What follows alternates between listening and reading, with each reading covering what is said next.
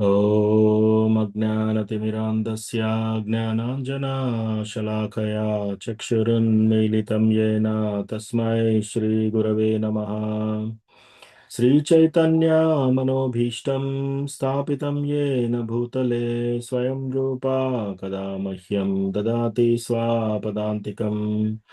वन्देऽहं श्रीगुरो श्रीयुतापदकमलं श्रीगुरून् वैष्णवांश्च श्रीरूपं साग्रजातां सहगना रघुनाथान्वितं तं सजीवं साद्वैतं सावधूतं परिजनसहितं कृष्णचैतन्यदेवं श्रीराधा कृष्णपादान् सहगना ललिता श्रीविशाखान्वितांश्च। हे कृष्णा करुणा सिंधो दीनबंधो जगत्पते गोपेशा गोपिका कांता राधा कांता नमोस्तुते। तप्त कांचना गौरांगी राधे वृंदावनेश्वरी वृषभानुसुते देवी प्रणमामि हरिप्रिये। वाञ्छाकल्पतरुभ्यश्च कृपा सिन्धुभ्यैव च पतितानां पावनेभ्यो वैष्णवेभ्यो नमो नमः। जय श्री कृष्ण चैतन्य प्रभु नित्यानंदा श्री अद्वैता गदाधारा श्रीवासादि गौरभक्तवृंदा। हरे कृष्णा कृष्णा कृष्णा हरे हरे, हरे रामा राम राम हरे हरे। मत्समो नास्ति पापात्मा न पराधी च कश्चन परिहारेऽपि लज्जा मे किं ब्रुवे पुरुषोत्तमा। युवतीनां यथा योनि यूनां च युवतौ यथा मनोभिरमते तद्वन्मनो मे रमतां त्वयि। भूमौ स्खलितपादानां भूमिरेवावलम्बनं त्वयि जाता परादानां त्वामेव शरणं प्रभो। गोविन्दवल्लभे राधे प्रार्थये त्वमहं सदा त्वदीयं इति जानातु गोविन्दो मां त्वया सह। राधे वृन्दावनाधीशे करुणामृतवाहिनी कृपया निजपादाब्जा दास्यं मह्यं प्रदीयताम्। तृणादपि सुनीचेन तरोरपि सहिष्णुना मानिना मानदेन कीर्तनीय सदा हरिः। कथञ्चन स्मृते यस्मिन् दुष्करं सुकरं भवेत् विस्मृते विपरीतं स्यात् श्रीचैतन्यं नमामि तम्। संसारदुःखजलधौ प्रतितस्य कामा क्रोधाविनक्रमकरे कबलीकृतस्य दुर्वासनानि गणितस्य निराश्रयस्य चैतन्यचन्द्र मम देहि पदावलम्बम्। चैतन्यचन्द्र मम देहि पदावलम्बम्। हरे हरे कृष्ण। कृष्ण प्रभु जी, दंडवत प्रणाम प्रभु जी। हरे कृष्ण। दंडवत प्रणाम। हरे कृष्ण प्रभु जी, दंडवत प्रणाम। दंडवत प्रणाम सरिता माता जी। प्रणाम नाना। हरे कृष्ण। दंडवत प्रणाम। हरे कृष्ण। हरे कृष्ण प्रभु जी, प्रणाम। मित्रा माता जी दंडवत प्रणाम। मैं इधर माधव हरे प्रभु। कृष्ण प्रभु जी, प्रणाम। और प्रभु जी दंडवत प्रणाम। दंडवत प्रणाम अशोक प्रभु।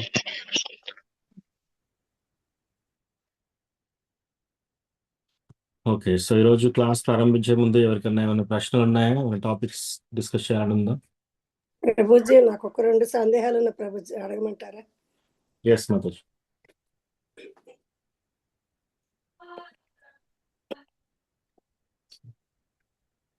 ప్రభుజీ, 3వ అధ్యాయము 2వ శ్లోకం భగవద్గీతలో తదేకం వధ అని ఉంది ప్రభుజీ. తర్వాత మిథ్యాచారాన్ని 3వ అధ్యాయం 6వ శ్లోకంలో ఉంది ప్రభుజీ. నాకు అది సరిగా మీనింగ్ అర్థం కాలేదు ప్రభుజీ. ఓకే, చూద్దాం.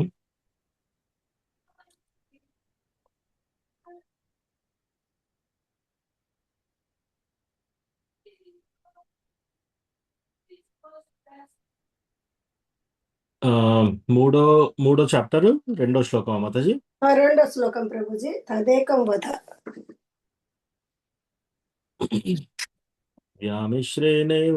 వ్యామిశ్రేణేవ వాక్యేన బుద్ధిం మోహయసీవ మే తదేకం వద నిశ్చిత్య येन శ్రేయోహమాప్నుయామ్. My intelligence is bewildered by your equivocal instructions. Therefore, please tell me decisively which will be the most beneficial for one. తదేకం. నా యొక్క తెలివితేటలు. సో ఇక్కడ తెలుగులో చదువుతాను. ఒక నిమిషం. 3:2.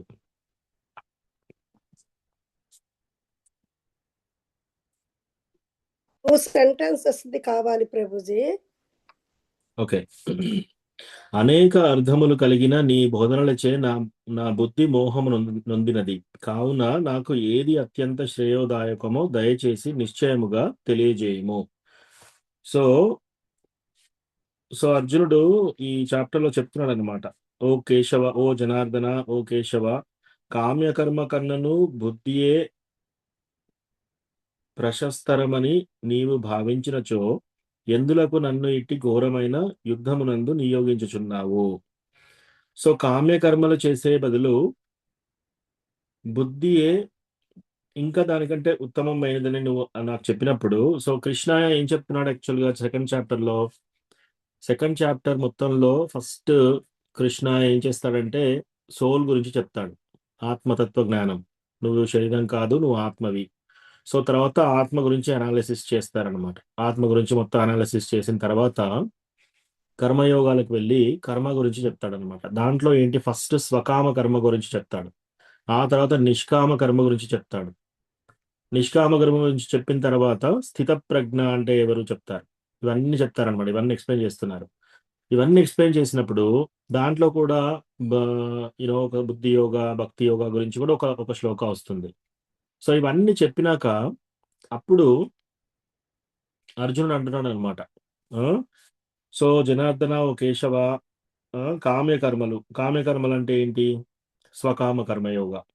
సో స్వకామ కర్మయోగ కంటే కూడా బుద్ధియే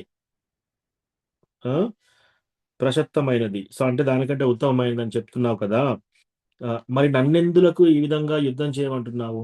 సో కామ్యకర్మ కంటే బుద్ధి బెటర్ అని చెప్తున్నావు నువ్వు ఆల్రెడీ.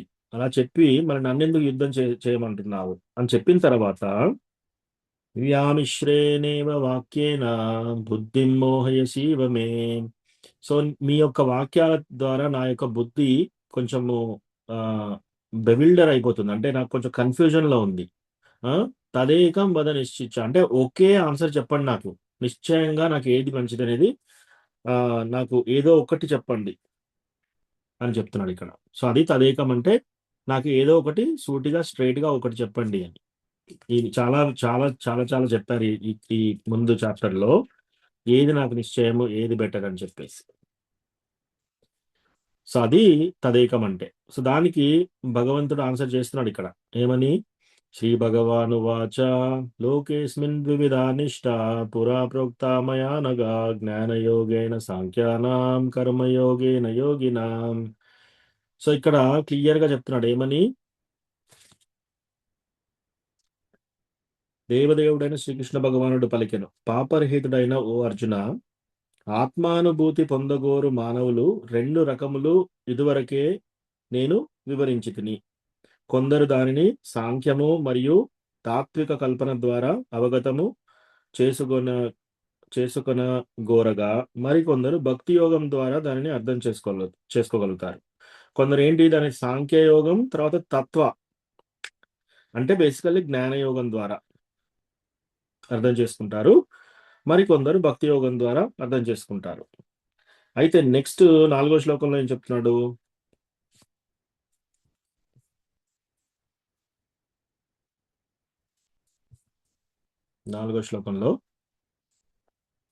నకర్మణామనారంభాన్ నైష్కర్మ్యం పురుషోస్నుతే నచ సన్యసనాదేవా సిద్ధిం సమధిగచ్చతి. కేవలం కర్మ చేయకుండుట ద్వారా ఎవ్వరూ కర్మఫలము నుండి ముక్తిని పొందలేరు. అలాగని కేవలము సన్యాసము ద్వారా ఎవరునూ సంపూర్ణత్వము పొందలేరు. సో బేసికల్గా ఇక్కడ ఏం చెప్తున్నాడంటే సన్యాసం కంటే కూడా నువ్వు భక్తియుత కర్మ చేయడం బెటర్ అని చెప్తాడు అనమాట, సమ్మరైజ్ చేస్తాడు తర్వాత. సో అది ఆన్సర్ మాతాజీ. తదేకం అంటే నాకు కొంచెం కన్ఫ్యూజన్ గా ఉంది, కన్ఫ్యూజన్ లో నాకు సూటిగా ఏది కరెక్ట్ చెప్పండి అని అడుగుతున్నాడు అర్జునుడు. మిథ్యాచారం అంటే ప్రభుజీ 3 3వ అధ్యాయంలో 6వది అంటే ఏ సందర్భంలో చెప్పారు మిథ్యాచారం? 3:6 ఆరో శ్లోకమా? ఎస్ ప్రభుజీ. ఓకే. సో అలా వెళ్దాం అయితే. ఓకే. సో ఇంకా ముందుకు వెళ్దాం అట్లయితే. షేర్ చేయండి ఒక నిమిషం. అంటే దీనికి దానికి రిలేషన్ కూడా చెప్పాలా ప్రభుజీ? ఉంటుందా? ఉంటుంది. ఇందాక ఎస్. రెండో చాప్టర్ నుంచి వచ్చిన తర్వాత క్వశ్చన్ అడిగిన తర్వాత ఆ క్వశ్చన్ కి ఆన్సర్ చేస్తూ వస్తున్నాడు. ఓహో, ఓకే. ఇక్కడ 4వ శ్లోకంలో ఏమంటున్నాడు? 4వ శ్లోకంలో సన్యాసం తీసుకోవడంతో సరిపోదు అని చెప్తున్నాడు ఇక్కడ. ఇది 4వ శ్లోకంలో. 4వ శ్లోకంలో ఏం చెప్పాడు?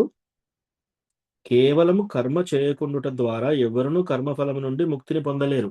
నువ్వు ముక్తి మోక్షం కావాలనుకుంటే కర్మఫలం చేయకుండా ఉంటే సరిపోదు. అలాగని కేవలం సన్యాసం ద్వారా ఎవరునూ పూర్ణత్వం పొందలేరు. సన్యాసం తీసుకున్నా కూడా పూర్ణత్వం పొందలేరు అంటున్నాడు. తర్వాత 5వ శ్లోకానికి వద్దాం. సో ఇవన్నీ చూస్తే మీకు అర్థమవుతుంది. సో 5వ శ్లోకంలో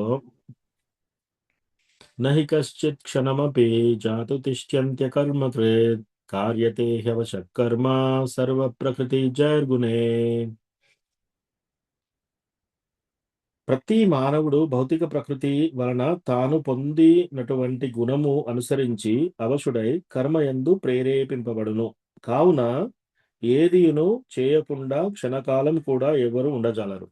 సో ఇక్కడ ఏమంటున్నాడు? నహి కచ్చిత్ క్షణమపి, ఒక క్షణం కూడా పని చేయకుండా ఎవరు ఉండలేరంట. ఏది ఆలోచించకుండా పని చేయకుండా.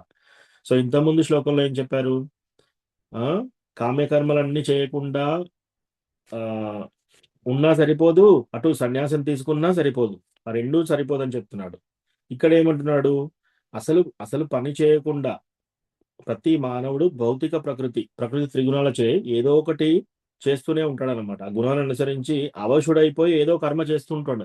ఏదో కర్మ ఏదో పని చేస్తూనే ఉంటాడు వాడు. అట్లా కావున ఏది చేయకుండా క్షణకాలం కూడా ఎవరు ఉండజాలరు. ఇక్కడ వరకు చెప్పారు. ఇప్పుడు 6వ శ్లోకం.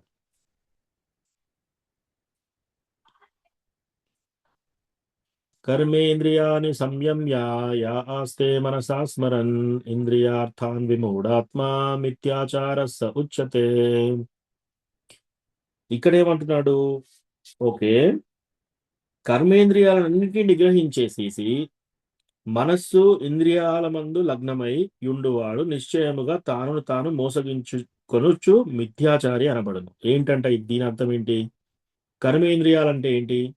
ఓకే, సో మనకి కళ్ళు ఉన్నాయి, చెవులు ఉన్నాయి, ఈ యొక్క చర్మం ఉంది, నాలుక ఉంది, చెవులు ఉన్నాయి, ముక్కు ఉంది. ఇవన్నీ కర్మ ఇంద్రియాలు. ఈ ఇంద్రియాలకి ఇంద్రియ భోగాలు ఉంటాయి. ఒక్కొక్క దానికి ఒక్కొక్క భోగం. నాలుకకి ఏమని భోగము?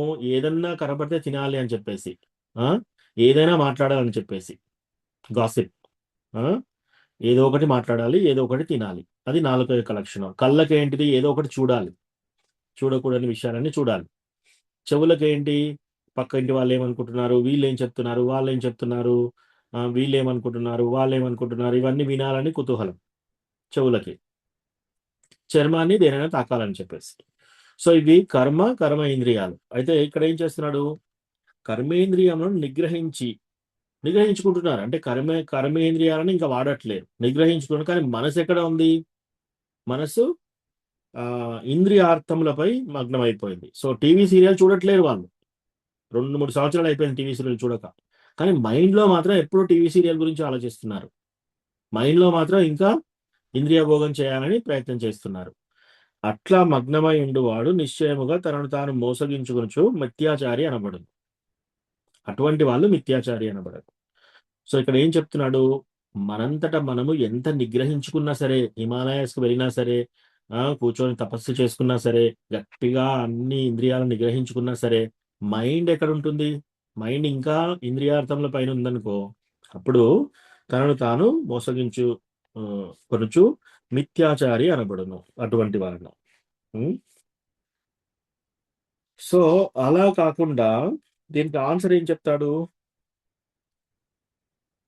మనము హయ్యర్ టేస్ట్ పైన పెట్టాలన్నమాట. ఎప్పుడైనా మన యొక్క ఇంద్రియాలను ఎప్పుడు మనం జయించగలుగుతాము? వాటిని జస్ట్ గట్టిగా నిగ్రహించుకుంటే జయించడం కాదు. మనము కృష్ణ కాన్షియస్ యాక్టివిటీస్ మనం పెంచుకుంటే అప్పుడు ఆటోమేటిక్‌గా మన చెడలవాట్లన్నీ పోతాయన్నమాట. సో, అది మనకు 5th చాప్టర్‌లో కూడా చెప్తారు. సో, కృష్ణ సమ్మరీ ఇక్కడ ఏం చెప్తున్నారంటే, ఇంద్రియాలను ఎంత గట్టిగా నిగ్రహించుకున్నా సరే మైండ్ మాత్రం ఇంకా ఇంద్రియార్థాల పైన ఉందనుకోండి. స్వీట్ మనం అన్నీ బంద్ చేయాలి. మాంసాహారం ఇవన్నీ తినకూడని పదార్థాలన్నీ వదిలేయాలనుకోని, కానీ మనసులో మాత్రం ఎప్పుడు అదే ఆలోచిస్తున్నారనుకోండి, అది మిథ్యాచారి. కానీ మనం ఎంత ప్రయత్నం చేసినా మనంతట మనము ఈ ఇంద్రియాలను జయించలేం. ఈ ఇంద్రియాలను జయించడం ఏంటి? ఓన్లీ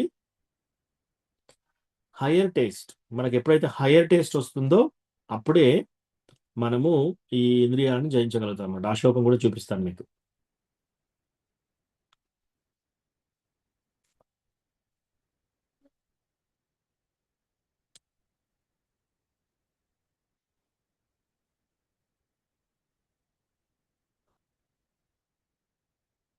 (259) విషయా వినివర్తంతే నిరాహారస్య దేహినః రసవర్జం రసోప్యస్య పరం దృష్ట్వా నివర్తతే. ఇది మీకు 259 షేర్ చేస్తున్నాను నేను. ఇక్కడ లేదు కదా. ఓకే, 259కి వెళ్ళండి. దాంట్లో మీనింగ్ మీకు అర్థమైపోతుంది. వెళ్ళండి ప్రభుజీ. 259 చదవండి ట్రాన్స్లేషన్. దేహదారిని ఇంద్రియ భోగం నుండి నిగ్రహించిన ఇంద్రియార్థాల పట్ల రుచిని నిలిచే ఉంటుంది. కానీ ఉన్నతమైన రసానుభూతి ద్వారా అటువంటి కలాపాలను విడిచి అతడు చైతన్యంలో స్థిరుడవుతాడు. సో ఇక్కడ ఏంటి ఆన్సర్ ఏం చెప్పారు? ఒకవేళ మనం ఇంద్రియాలను ఎంత గట్టిగా నిగ్రహించుకున్నా సరే ఇంద్రియాల పట్ల రుచి ఉంటుంది అట్లాగే. కానీ అలా ఆపేసి మనము హయ్యర్ టేస్ట్, తెలుగులో ఏం చెప్పారు అది? ఉన్నతమైన రసానుభూతి. ఉన్నతమైన రసానుభూతి అంటే దాని ఏంటి? ఉన్నతమైన రసానుభూతి అంటే ఏంటి? మనం ప్రతిరోజు భాగవతం కథ వినడం కానీ, కృష్ణ కథ వినడం కానీ, ఇవి చేస్తేనే మన లోవర్ టెండెన్సీస్ పోతాయి. ఓకే, నాకు నేను ఎలాగో ఇంకా ఇన్ని చెడు గుణాలు ఉన్నాయి, నాకు నా మైండ్ నిండా ఇన్ని చెడు అలవాట్లు ఉన్నాయని చెప్పేసి మనం బాధపడుతూ కూర్చున్నాం అనుకోండి, మనం ఏమీ సాధించలేం. అట్లా అని చెప్పేసి గట్టిగా నిగ్రహించుకొని వ్రతాలు పూజలు చేసేసి గట్టిగా నిగ్రహించేసేసుకొని మళ్ళీ ఎక్కడన్నా ఒక 3 నెలలకి 5 నెలలకి ఒక పార్టీకి వెళ్ళగానే వాళ్ళందరూ ఏమైనా తింటుంటే మనకు కూడా తినాలనిపిస్తుంది అనుకోండి, అట్లా అనిపిస్తుంది. కానీ దీని నుంచి మనం బయటపడాలంటే ఒకటే మార్గం. ఏంటంటున్నాడు కృష్ణ? You have to experience higher taste. మనం దీనికంటే ఉన్నతమైన రుచిని ఆస్వాదించాలి. రైట్? ఎప్పుడైనా మనకు ఉన్నతమైన రుచి తగిలితేనే మనం తక్కువ రుచిని వదిలేయగలుగుతాం. సో ఆ ఉన్నత రుచి ఎప్పుడు వస్తుంది మనకి? మనం భక్తుల సాంగత్యంలో కూర్చొని. మంచి ప్రశ్న అడిగారు మాతాజీ. మీరు అందరికీ చెప్తున్నాను ఇక్కడ, ఓన్లీ మాతాజీ ప్రశ్న అనే కాదు, చాలా మంచి ప్రశ్న ఇది. సో అందరికీ ఉపయోగపడే విధంగా చెప్తున్నాను ఇది. సో ఇప్పుడు మనకి ఏదైనా ఒక అలవాటు మనకి బాధ పెడుతుంది, ఏదైనా ఒక చెడు అలవాటు మనకు ఉంది, లేదా మన మనస్సు సరిగా లేదు, మనం దేవుడి దగ్గరికి వెళ్దామని అనుకుంటే మన మనసు ఎక్కడికో వెళ్ళిపోతుంది. ప్లస్ మనకు మన సంస్కారాలు సరిగా లేవు, ఏదో చెడు అలవాట్లతో బాధపడుతున్నాం, ఇవన్నీ మనకు జరుగుతున్నాయి అనుకోండి, మనకు అనిపిస్తుంది అనుకోండి, మనంతట మనం దాన్ని వదిలేయలేం. అదొక ఫస్ట్ పాయింట్ మీరు గ్రహించాలి, అందరూ గ్రహించాలి. నెక్స్ట్, గట్టిగా పట్టుకొని నేను ఇంకా వీటిని ఇంద్రియ భోగం చేయాలని గట్టిగా కూర్చున్నాం అనుకోండి, అయినా కూడా మనసు ఎక్కడ ఉంటుంది? అప్పుడప్పుడు అక్కడికి వెళ్తుంది. కాబట్టి దాన్ని మనము ఏ విధంగా దాన్ని చేయలేము అనమాట. దాన్ని మనం జయించాలంటే ఒకటి చేయాలి. ఏంటది? పోయి హరే కృష్ణ మహామంత్రం చాంటింగ్ చేసుకోవాలి, కృష్ణ భగవానుని కథ వినాలి, భక్తుల సాంగత్యంలో కూర్చొని. ఈరోజు మనం భక్తుల సాంగత్యంలో కూర్చొని భగవద్గీత చదువుతున్నాం. అలా భక్తుల సాంగత్యంలో కూర్చొని కృష్ణ కథ, శ్రీమద్ భాగవతం కథ, భగవద్గీత, చైతన్య చరితామృత ఇవి మనం చదివామనుకోండి, ఆటోమేటిక్గా మనకు తెలియకుండానే ఆ టేస్ట్, మనకు పెద్ద టేస్ట్ వచ్చేస్తుంది, మనకు రుచి ఎక్కువ వచ్చేస్తుంది. వీటి మీద రుచి వచ్చేసినప్పుడు కింది వాటి మీద రుచి పోతుంది. ఎలా? ఒక ఉదాహరణ చెప్తాను మీకు. ఒక పాల గ్లాస్లో ఇంక్ పడింది అనుకోండి, ఒక డ్రాప్ ఇంక్ పడింది. మనం ఏం చేస్తున్నాము? ఇంక్ పడింది కదా పాలల్లో, ఇంక్ని తీసేద్దామని చెప్పేసి ఆ గ్లాస్లో మనం చేతులు పెట్టి స్పూన్ పెట్టి తీయడానికి ప్రయత్నం చేస్తున్నాం. అదేం చేస్తుంది, మనం స్పూన్ పెట్టినా చేయి పెట్టినా అది ఇంకా ఎక్కువ కలుస్తుంది అందులో, మనం తీయలేం దాన్ని. మనం ఏం చేయాలి, ఆ గ్లాస్లో ఆ చుక్క ఉంది అని మనకు కనబడుతుంది, ఇంక్ చుక్క కనబడుతుంది. ఇంక్ చుడ ఒక చెడు గుణం, తెల్లటి పాలలో ఒక చెడు గుణం ఉంది. మనం ఆ చెడు గుణాన్ని తీయలేం. మనం ఏం చేయాలి, ఇంకో పెద్ద జార్ తీసుకోవాలి.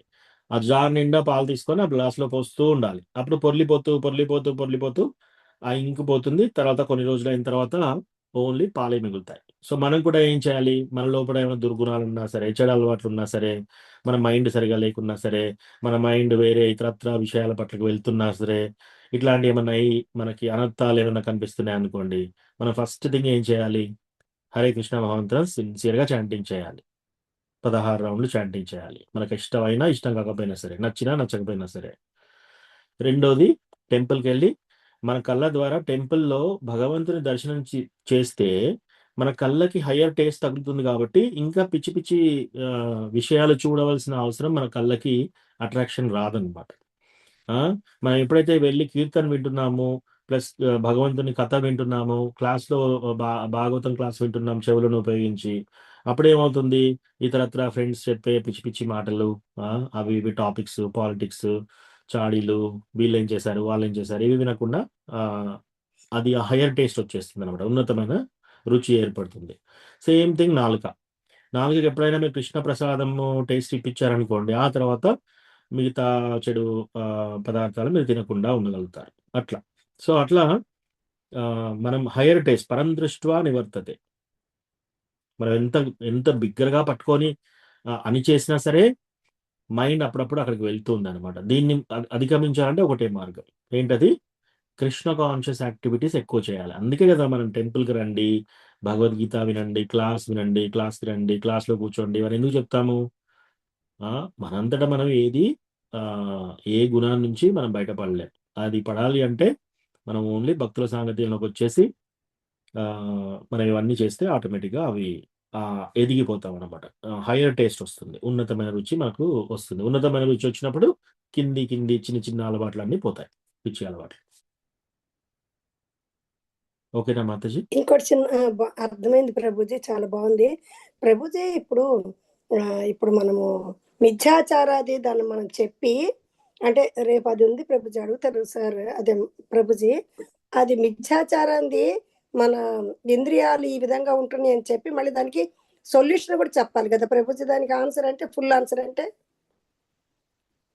ఇప్పుడు మీరు 7లో చెప్పారు కదా ప్రభుజీ, కృష్ణ చైతన్యం ఉండాలి, భక్తుల సాంగత్యము, అవన్నీ కూడా చెప్పాలి కదా ప్రభుజీ. అంటే మన ఇంద్రియాల్ని ఆ విధంగా మనము మోల్డ్ చేసుకోవాలని చెప్పాలి కదా ప్రభుజీ. ఎస్ 3:6లో ప్రశ్న ఉంది, మిథ్యాచారం. మనకు ఆన్సర్ ఎక్కడ ఉంది, 2 చాప్టర్ ముందు ఉంది ఆన్సర్, 2:59లో ఆన్సర్ ఉంది. ఆ ఆన్సర్ కి మీకు ఎలాబరేట్ గా చెప్పాను నేను, సో అది చెప్పచ్చు ప్రభుజీ. రెండో దానికి కూడా ఫస్ట్ అడిగాను చూడండి ప్రభుజీ, దానికి కూడా నాకు కొంచెం అర్థం కలేదు సారీ ప్రభుజీ. అదే తదేకం వదకి మీరు ఫస్ట్ చెప్పిన 2 నేను కంగారులో విన్నాను. అంటే ఒక్కటే చెయ్యాలని చెప్పాను కదా ప్రభుజీ, దానికి సో కృష్ణ నువ్వు కామ్యకర్మలు చేయొద్దని చెప్పావు. మీరు క్లియర్ గా ఇది చదివితే అర్థమవుతుంది. ఏదది, 2వ శ్లోకంలో, అనేక అర్థములు కలిగిన నీ బోధనలు నా బుద్ధి మోహం నొందుతున్నది. నువ్వు చాలా అర్థాలు కలిగిన నీ యొక్క బోధనలు కృష్ణ నువ్వు చాలా చెప్పావు, దాంట్లో నాకు కొంచెం కన్ఫ్యూజన్ అవుతుంది. నాకు ఏది శ్రేయోదాయకమో నిశ్చితంగా నాకు చెప్పండి, నిశ్చయంగా చెప్పండి. అది అనేక అర్థాలంటే ఏమేమి ఒక 2-3 చెప్పడానికి ప్రభుజీ? సో కామ్యకర్మాలు, తర్వాత 2వ చాప్టర్లో ఏమేమి చెప్పారు, 2వ చాప్టర్లో కృష్ణ ఏం బోధిస్తున్నాడు, ఆత్మతత్వ జ్ఞానము, ఆ తర్వాత కర్మ గురించి, ఆ కర్మలో ఏంటి, స్వకామ కర్మ చెప్పాడు, తర్వాత నిష్కామ కర్మ చెప్పాడు, తర్వాత స్థిత ప్రజ్ఞ, ఈ 3 చెప్పాడు అనమాట. ఈ 3 చెప్పి స్థిత ప్రజ్ఞలో మనకు ఎలా అనిపిస్తుంది అంటే మనం ఏమీ చేయకుండా ఉంటే సరిపోతుంది కదా అని. అప్పుడు ఆ డౌట్ వచ్చేసి అర్జునుడు ఈ ప్రశ్న అడిగితే కృష్ణ ఈ సమాధానం చెప్పాడు. ఓకే, సో ఇంకెవరికన్నా ఏమైనా ప్రశ్నలు ఉన్నాయా? Thank you. Thank you Prabhuji. ఇంకొకటి ప్రభుజీ, ఇప్పుడు మాతాజీ వేరే ఈ వాళ్ళని పిలుస్తున్నారు. అమెరికాలో ఉంటున్నాం ప్రభుజీ. అమెరికాలో ఉంటున్నప్పుడు మీరు ఇప్పుడు ఇందాక చెప్పారు కదా ప్రభుజీ, టెంపుల్కి వెళ్ళి మనం అది చెయ్యాలి అని చెప్పని, భక్త సాంగత్యం తీసుకుని. ఆన్లైన్ సాంగత్యానికి దానికి సేమ్ రిజల్ట్స్ వస్తుందా ప్రభుజీ? అదొక్కటి ఎప్పుడు నాకు డౌట్ ప్రభుజీ. అంటే నేను ఇక్కడ ఉంటున్నా, నాకు అంత అవకాశం లేదు. అదొక్కటి చెప్పండి ప్రభుజీ. సారీ. ఓకే. సో మనం ఆన్లైన్ తీసుకున్నా సరే, టెంపుల్లో ఇన్ పర్సన్ వెళ్ళినా సరే, మన మనస్సు ఎంత కేంద్రీకరిస్తున్నాం క్లాస్ పట్ల. ఓకే. మనం టెంపుల్కి వెళ్ళొచ్చు, అందరి భక్తులతో కూర్చొని మనం ఏదో పెళ్లిలో ఏం జరిగిందో ఆలోచించవచ్చు క్లాస్ నడుస్తుంటే. సో అప్పుడు మనం నిజంగా సాంగత్యం తీసుకోవట్లేదు. ఆన్లైన్లో వచ్చారు, ఆన్లైన్లో వచ్చినా సరే, ఆన్లైన్లో మీరు కంప్యూటర్ ముందున్నో ఫోన్ ముందున్నో కూర్చొని చాలా జాగ్రత్తగా వింటున్నారు అనుకోండి, పర్వాలేదు.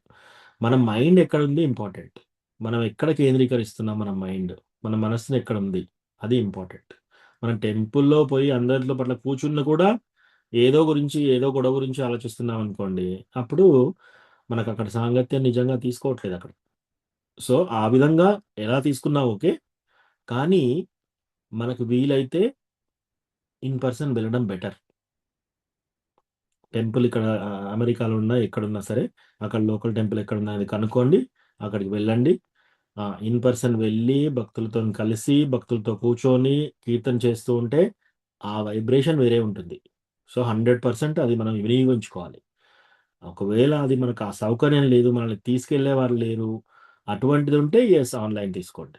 సో ఫస్ట్ ప్రయారిటీ మాత్రం ఇన్ పర్సన్. మనము స్వయంగా టెంపుల్కి వెళ్ళి, ఇస్కాన్ టెంపుల్కి వెళ్ళి అందరి భక్తులతో కూర్చొని వినడం ఫస్ట్ క్లాస్. అది కాని పక్షాన at least online.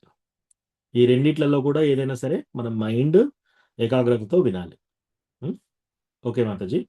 So thank you Prabhuji. Saritha 35 miles ఉంది ప్రభుజీ మాకు, అందుకని నేనేం తప్పు చేస్తున్నా అనిపిస్తుంది, అంటే సరిగా చేయలేకపోతున్నానా అని. 35 మైల్స్ ఎక్కువ ఏం కాదు మాతాజీ. సో మీకు తర్వాత వేరే వాళ్ళ ప్రశ్న తీసుకొని మళ్ళీ వద్దాం మీరు. సరే ప్రభుజీ. హరే కృష్ణ సరిత మాతాజీ. హరే కృష్ణ ప్రభుజీ, ప్రణామాలు దండవత్ ప్రభుజీ. ఒకటి ఇది అడగచ్చో అడగరాదో ఒక డౌట్. ఎస్ మాతాజీ. వసుదేవుడు అంతటి వాడే గాడిద కాళ్ళు పట్టుకున్నారు అని విన్నాను ప్రభుజీ, అది ఎంతవరకు నిజం ప్రభుజీ? ఓకే. భాగవతంలో అయితే అలాంటిది ఏమీ లేదు మాతాజీ. ఇవన్నీ ఈ- ఈ మానవ సేవయే మాధవ సేవ, ఇటువంటి ఇవన్నీ ఎవరంటే బుద్ధి తక్కువ వాళ్ళందరూ కూర్చొని తయారు చేసే టాపిక్స్ ఇవన్నీ. సో వీటి గురించి మనం ఎక్కువ ఇంపార్టెన్స్ ఇవ్వవలసిన అవసరం లేదు. భాగవతంలో ఎక్కడన్నా చదివారా మీరు అది? ఎవరైనా ఇస్కాన్ డివోటీ మీకు ఆ కథ చెప్పడం ఎవరైనా విన్నారా? ఆ?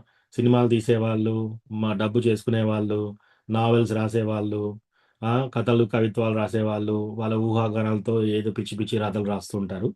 మనం వాటి గురించి పట్టించుకోవాల్సిన అవసరం లేదు. అటువంటిది ఎక్కడా లేదు. సో దాని గురించి మాతాజీ ఇలా ఆలోచించండి. కృష్ణ డైరెక్ట్గా చెరసాలలో వసుదేవుడికి దేవకికి మొత్తము సంకెళ్ళు వేసి ఉన్నాయి. ఓకే. సంకెళ్ళు వేసి వాళ్ళకి సంకెళ్ళు వేసి ఉన్నాయి. అక్కడి నుంచి నడవడానికి వెళ్ళేటప్పటికి చాలా మంది వాళ్ళు ఏమంటారు భటులు ఉన్నారు. ప్లస్ ఆ చెరసాలలో గొలుసులతో ప్లస్ తాళాలు వేశారు. ఓకే. ఇవన్నీ దాటగలిగింది ఏంటి? కామన్ సెన్స్ ఉపయోగించాలి మనం. ఇవన్నీ ఎలా పోయాయి? సంఖ్యలు ఎలా విడిపోయాయి? తాళం ఎవరు తీశారు? అన్ని డోర్స్ దాటి ఎలా వెళ్ళారు? ఇంతమంది భటులను దాటి ఎలా వెళ్ళాడు వసుదేవుడు? ఇవన్నీ వెళ్ళిన తర్వాత బయట ఎక్కడో ఏదో గాడిద కాలు పట్టుకున్నాడు, గాడిద అరిచింది, ఏమన్నా కామన్ సెన్స్ ఉన్న వాళ్ళు రాయడం కూడా ఎలా రాస్తున్నారు చూడండి. సో అటువంటిది ఏమీ లేదు మాతాజీ. సో కృష్ణకి అన్ని పవర్స్ ఉంటాయి. ఏది? ఆ సంఖ్యలు వదిలించే పవర్స్ ఉంటాయి, మన చెరసాలలో అందరి భటుల్ని నిద్రపుచ్చే పవర్ ఉంటుంది. ఒక గాడిద అరుస్తుంటే ఇంకా దానికి టెన్షన్ పడాలా?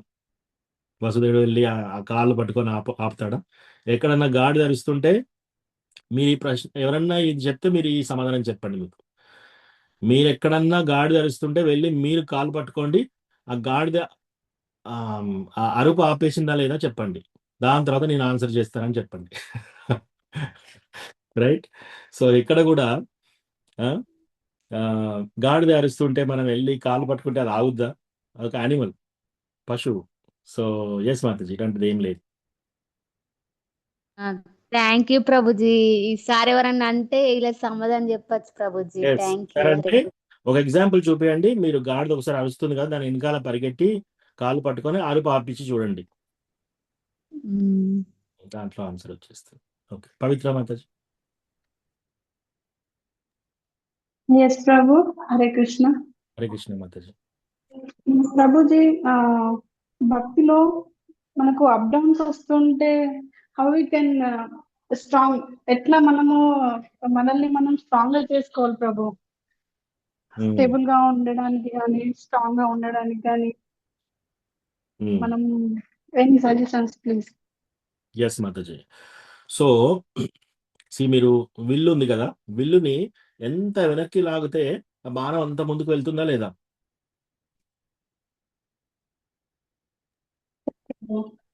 ఎస్. సో అలా మనకి మన లక్ష్యం ఏంటి? కృష్ణ భగవానుని భక్తి. ఈ అడ్డంకులు ఏమైనా వస్తున్నాయి అనుకో, మనకు వెనక్కి లాగినట్టు అడ్డంకులు ఎంత వెనక్కి లాగితే మనం అంత ముందుకు దూసుకెళ్తాం అనమాట భక్తిలో. సో ఈ అడ్డంకులు అనేటి మీరు ఎక్కడైనా ఉంటాయి చూడండి. ఇప్పుడు ఫర్ ఎగ్జాంపుల్ ఎవరైనా ఒక స్పోర్ట్స్ ఈవెంట్కి ప్రిపేర్ అవుతున్నారు. వాళ్ళు వాళ్ళు వాళ్ళు బలంగా తయారు కావాలంటే ఏం చేస్తున్నారు? వాళ్ళు ముందు 2 కిలోలతో స్టార్ట్ చేస్తారు, తర్వాత 5 కిలోలు లేపుతారు, తర్వాత 30 కిలోలు 50 కిలోలు లేపుతుంటారు అనమాట. ఎందుకు? రెసిస్టెన్స్. మనం 50 కిలోలు గట్టిగా లేపుతూ ఉంటే కండరాలు అంత పెరుగుతాయి అనమాట. మనం ఎంత కష్టపడితే మన కండరాలు అంత గట్టి పడతాయి అనమాట. సో ఆ విధంగా సేమ్ విత్ మైండ్ కూడా, సేమ్ విత్ భక్తితో కూడా మనకి ఎన్ని అడ్డంకులు వస్తే అన్ని అడ్డంకులు దాటి మనం వెళ్తున్నామంటే అప్పుడు దాని అర్థం ఏంటి? మనకు అంత ఇంట్రెస్ట్ ఉంది భక్తి మీద అని. అడ్డంకులు వస్తాయి, ఇది నార్మల్. అడ్డంకులు వచ్చినప్పుడల్లా మనము దాన్ని ఒక అవకాశంగా తీసుకోవాలి.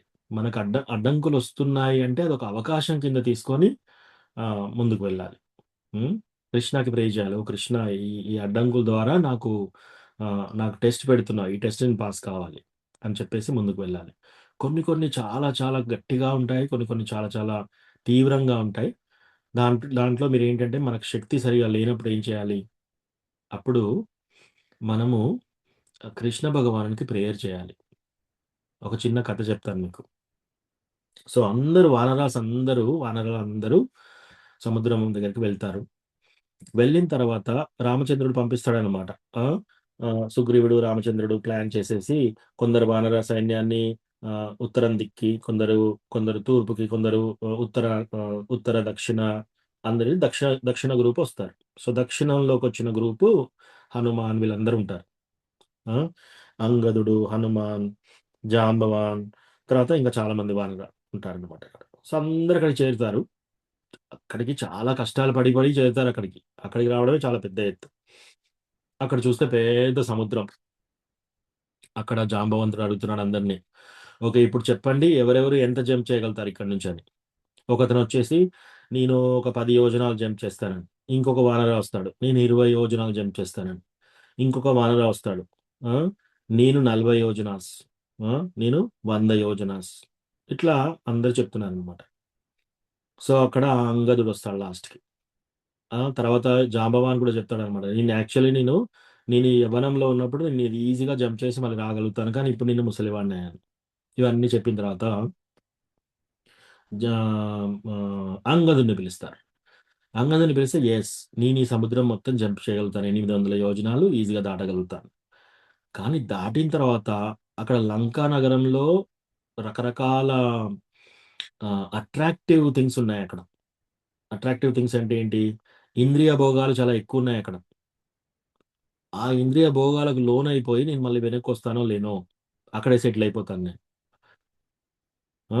సో వాలిపుత్రుడు కదా, సో అందుకని ఆయన అలా అంటాడు, నేను ఎగిరి అక్కడికి వెళ్ళగలుగుతాను, కానీ అక్కడి నుంచి మళ్ళీ ఇక్కడికి వస్తానా నాకు తెలియదు. ఇప్పుడు హనుమాన్ పిలుస్తారు. సో హనుమాన్ పిలిచినప్పుడు ఓ హనుమాన్ నువ్వెంత జంప్ చేయగలుగుతావు అని అడుగుతారు అందరు. సో హనుమాన్ ఏమంటున్నాడు అక్కడ? అసలు ఈ ప్రశ్నే రాంగ్. అసలు ఈ క్వశ్చనే రాంగ్. నేను ఎంత దూరం జంప్ చేయాలనేది, నేను రాముడి ధనస్సులో ఒక బాణాన్ని, రాముడు ఈ బాణం ఎంత దూరం వేస్తాడో అది ఆయన ఇష్టం.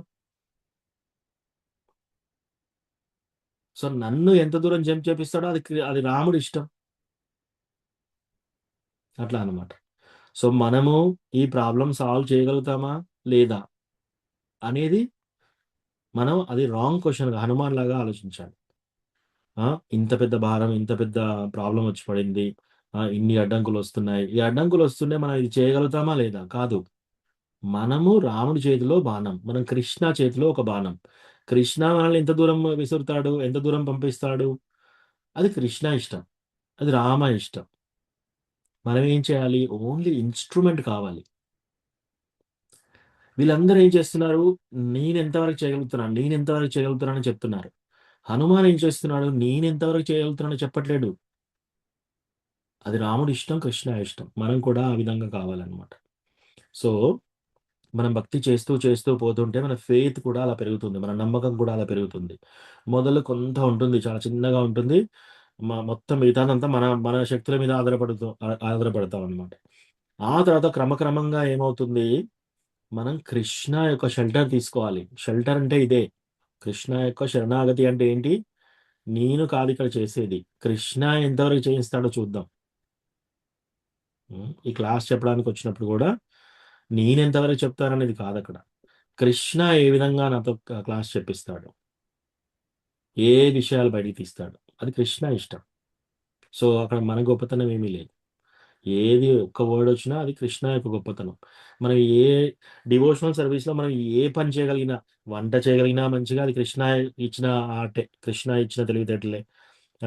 మనం డొనేషన్ ఇచ్చినా అది కృష్ణ యొక్క ఉత్సాహంతోటే కదా మనము ఏదైనా సంపాదించేది, ఏదైనా ఇచ్చేది.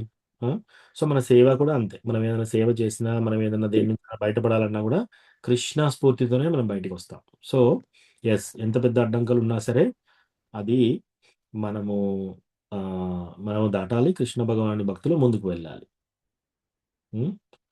సో దాంట్లో ఒక వర్స్ ఉందండి శ్రీమద్ భాగవతంలో, తత్తేనుకంపాం సుసమీక్షమానో భుంజాన ఏవాత్మకృతం విపాకం తద్వాగ్వపుర్భిర్విదదన్ నమస్తే జీవేతయో ముక్తిపదే సదాయవాక్.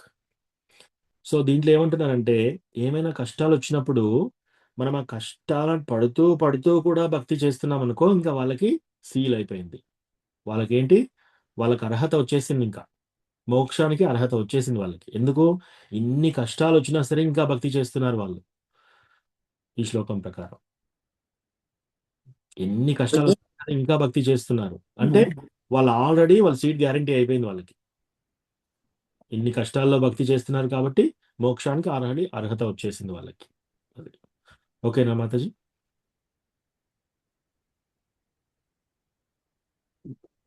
ప్రభుజీ ఎస్ మాతాజీ, ఒక్క నిమిషం. పవిత్ర మాతాజీ, ఆన్సర్ ఓకేనా మీకు? మీరు మ్యూట్ లో ఉన్నారు.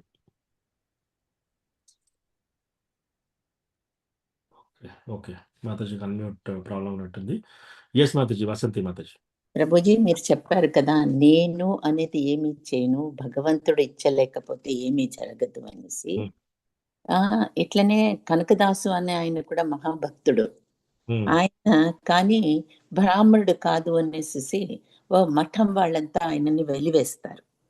మఠం అంటే ఇట్ ఈస్ ఇప్పుడున్న మన దీనిలాగా అనుకోండి అని చెప్పి వాళ్ళంతా వెలివేస్తారు. కానీ గురువులకు మాత్రం ఈయన ఎంత భక్తుడు అని తెలుసుకుని ఆ గురువులు మాత్రం ఆయనకి చాలా విశేష ధ్యానం ఇస్తుంటారనమాట. ఒకసారి భగవంతుడు అందరినీ పిలిచి అడుగుతారనమాట, నువ్వు ఇది చేసినావా, అది చేసినావా అనేసి చూస్తున్నావో, నాకు ఎన్ని పద్యాలు నేర్చుకున్నాను అని ఒక శిష్యుడు చెప్తే, నాకు ఇంతంత కంఠతం వచ్చేసింది, నాకు అది వచ్చింది, ఇది వచ్చింది అని చెప్తారు. అని చెప్తే దేవుడు చెప్తారు, గురువులు చెప్తారనమాట, నాకొచ్చింది, నీకొచ్చింది, నేను చేసినాను అనే దానికన్నాను ఏమి వచ్చింది అని చెప్పగలవా అని అడుగుతారు అనమాట. తర్వాత వండుకొని అందరూ చెప్తారు, అయ్యో ఇప్పుడు నేర్చుకుంటూ ఉంటే మర్చిపోయినాను గురూజీ అని అంటారు ఒకరు. ఇలాగే ఏదేదో సాకులు చెప్తారన్నమాట. నాకు భగవంతుడు బుర్ర ఇయ్యలేదు, అందుకు నాకు రాలేదు అని అంటారు కొంతమంది. అప్పుడు కనకదాసుని పిలుచుకుని చెప్తాడనమాట. ఆయన్ని ఒక శ్లోకం అడిగితే చక్కగా చెప్తారు. అంటే మనిషికి ఒక ఏదైనా విద్య రావడానికి, ఒక నమ్రత రావడానికి ఏమి కారణము చెప్పగలవా అంటే, మనసులో ఉండే నేను అనే అహంకారం పోతే అన్నీ వస్తుందంట. నేను అని ఉన్నంత వరకు, నేను చేసిన, నాకొచ్చు, నేను చెప్తా అనే ఉండేంత వరకు ఏ మనిషికి ఏమీ రాదు, ఏమీ తెలియదు అని చెప్తాడు అతను. అప్పుడు గురువు అంటారన్నమాట, మనం అతన్ని తక్కువ జాతి అని వెలివేసినా కూడా ఆయనలో ఉండే జ్ఞానాన్ని నేను కూడా నేర్చుకోవాలి అని అంటారన్నమాట ఆయన. అంతే, మీరన్నది అదే కదా.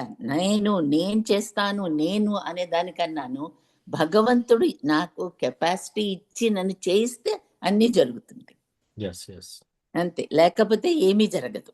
ఎస్ మాతాజీ, డెఫినెట్లీ మాతాజీ, మంచి స్టోరీ చెప్పారు. So thank you.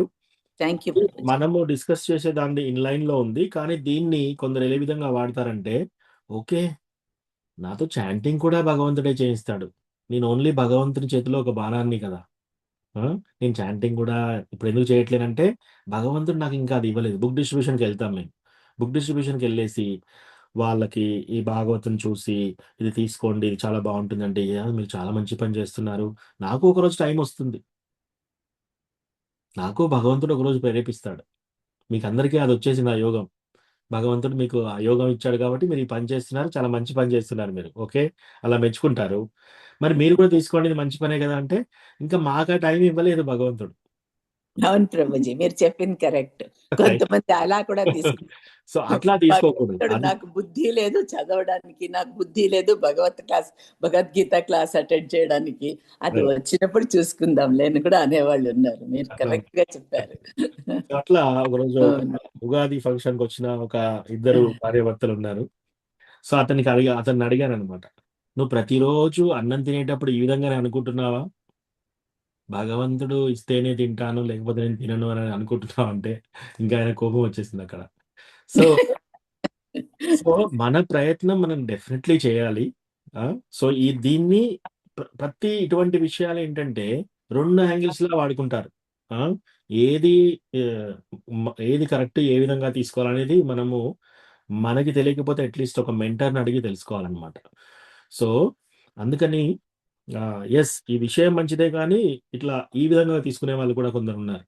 అందుకని అందులో జాగ్రత్తగా ఉండాలి మనం.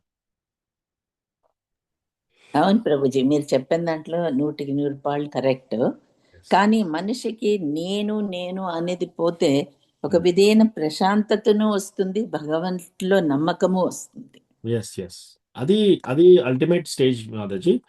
యాజ్ మనం భక్తి పెరుగుతూ ఉంటే, మనం భక్తి చాంటింగ్ చేస్తూ మన యొక్క సేవ చేస్తూ ఉంటే ఆటోమేటిక్ గా స్లోగా అది వస్తుంది. నేను అనేది అన్నిటికంటే లాస్ట్ పోయేది అహంకారం. మనం కూడా అనుకుంటాం డివోటీస్, నేను ఆల్రెడీ 10 సంవత్సరాల డివోటీ, నేను 20 సంవత్సరాల డివోటీ, నేను అందరికంటే సీనియర్ డివోటీ, మనకు కూడా కొంచెము అహంకారం ఇంకా ఉంటుంది అన్నమాట. సో అన్ని ముందు యాక్చువల్గా ఫస్ట్ మనకి గ్రాస్ అనర్థాలు ఈజీగా వెళ్ళిపోతాయి. ఏది అన్నిటికంటే ఈజీ పని ఏంటి, మాంసాహారం తినకపోవడం, మత్తు పదార్థాలు తాగడం, ఈ 5 చాలా ఈజీగా వదిలేస్తారు అందరు. 16 రౌండ్లు చాంటింగ్ కూడా చేస్తారు, అది ఈజీ. అక్కడ వరకు అన్ని ఈజీయే. కొందరికి అవి కూడా కష్టం అవుతున్నాయి, కానీ అక్కడ వరకు చాలా ఈజీ. ఇంకా తర్వాత ఉంటుంది ఇంకా మనస్సుతో యుద్ధం.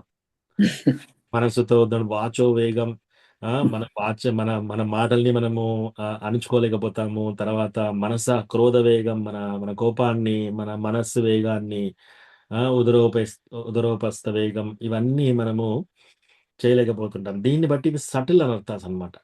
ఈ సటిల్ అనర్థాస్ అన్ని దాటి వచ్చిన తర్వాత లాస్ట్కి పోయేది ఈగో, అహంకారం. అన్నిటికంటే లాస్ట్కి పోయేది అది. కోపం కూడా చాలా కష్టం ప్రభుజీ కంట్రోల్ చేసుకోవడం. ఎస్ కోపం తగ్గింది అన్న తక్షణమే నీకు ఎంతో జ్ఞానం వచ్చినట్టు అవుతుంది మనిషికి. కోపం పోవాలంటేనే చాలా కష్టం. కోపం పోవాలంటే జ్ఞానం రావాలి, జ్ఞానం రావాలంటే కోపం పోవాలి. అది ఏది ఎప్పుడు రావాలో అనేది చాలా కష్టం. అది ఆ కోపం తర్వాత, ఇవన్నీ దాటిన తర్వాత లాస్ట్కి పోయేది నేను అనే అహంకారం. నేను అహంకారం, నేను అనే ఒక ఇది అహం. Yes yes. Thank you Prabhuji. Thank you Mataji. Hare Krishna Prabhuji. Yes Pavitra Mataji. Prabhuji ఇందాక చెప్పినప్పుడు నాది అన్మ్యూట్ అవ్వట్లేదు. So thank you so much Prabhuji. Okay, Hare Krishna. Thank you Mataji. Okay, Vijaya Mataji, Radhika Mataji, Madhugopal Prabhu, Sumukhi Sadhvi Mataji దండవత్ ప్రణామ్. విజయ రఘునాథ్ ప్రభు హరే దండవత్ కృష్ణ ప్రణామాలు ప్రభుజీ. హరే కృష్ణ. హరే కృష్ణ ప్రభుజీ. హరే కృష్ణ ప్రభు, ధన్యవాదాలు. దండవత్ ప్రణామ్. ఓకే, ఇంకేమైనా ప్రశ్నలు ఉన్నాయా? భగవద్గీత చదువుదామా?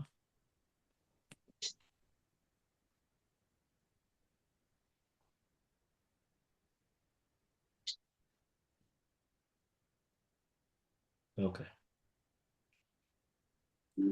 సో మనం 5వ అధ్యాయంలో ఉన్నాము. 5వ అధ్యాయము 21వ శ్లోకం.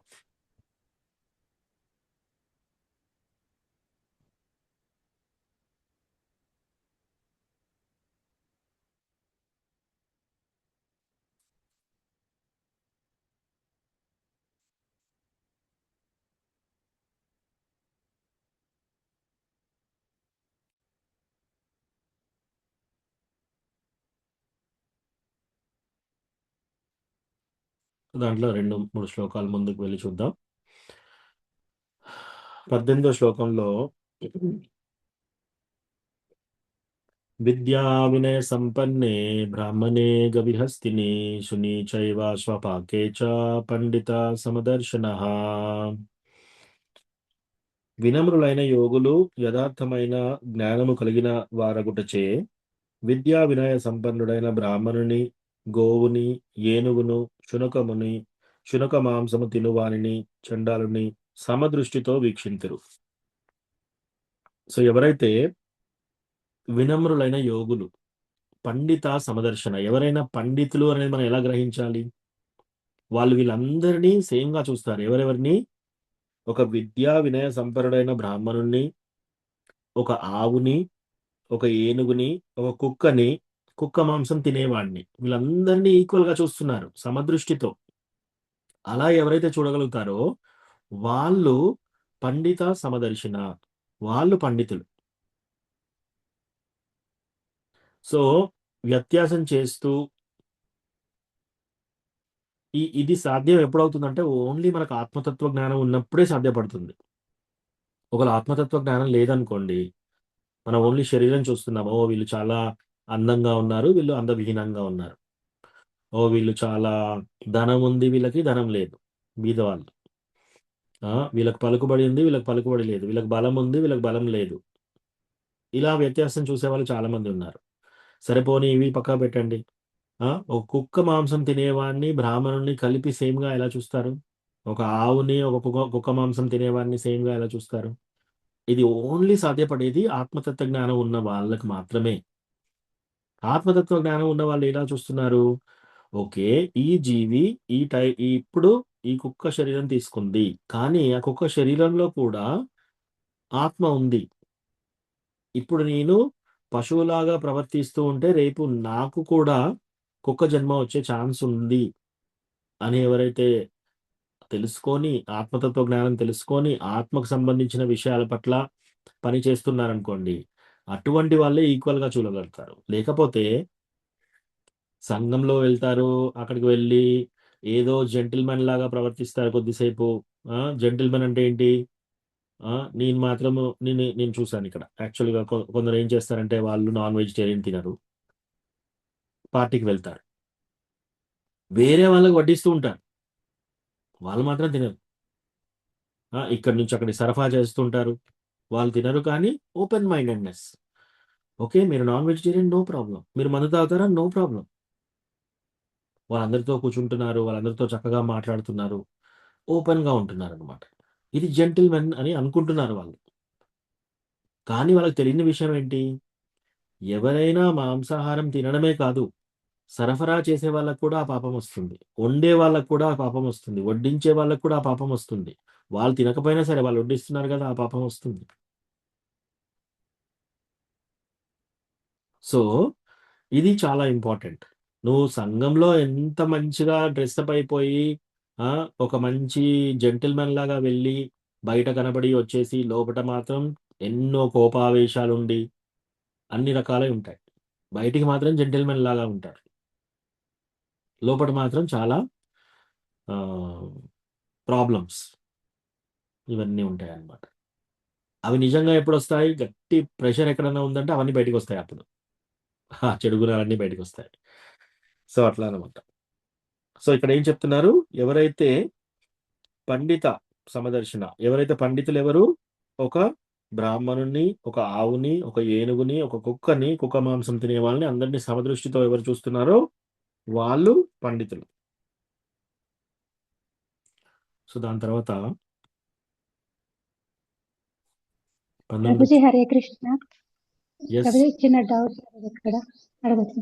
యెస్ మాతాజీ. సుమతి సార్. ఇంతకుముందు అంటే ఫస్ట్ క్యాంట్ చదువుతున్నప్పుడు ఉమెన్స్ అంటే స్టేజెస్ ఆఫ్ ఉమెన్స్ అని చెప్పేసి వచ్చిన దాంట్లో శూద్రులు, ద్విజులు, విప్రులు, బ్రాహ్మణులు, వైష్ణవులు అంటే కొన్ని డిఫరెన్స్ తెలుసు కానీ ద్విజులకు విప్రులకి మధ్యలో డిఫరెన్సెస్ ఏమున్నాయి ప్రభుజీ?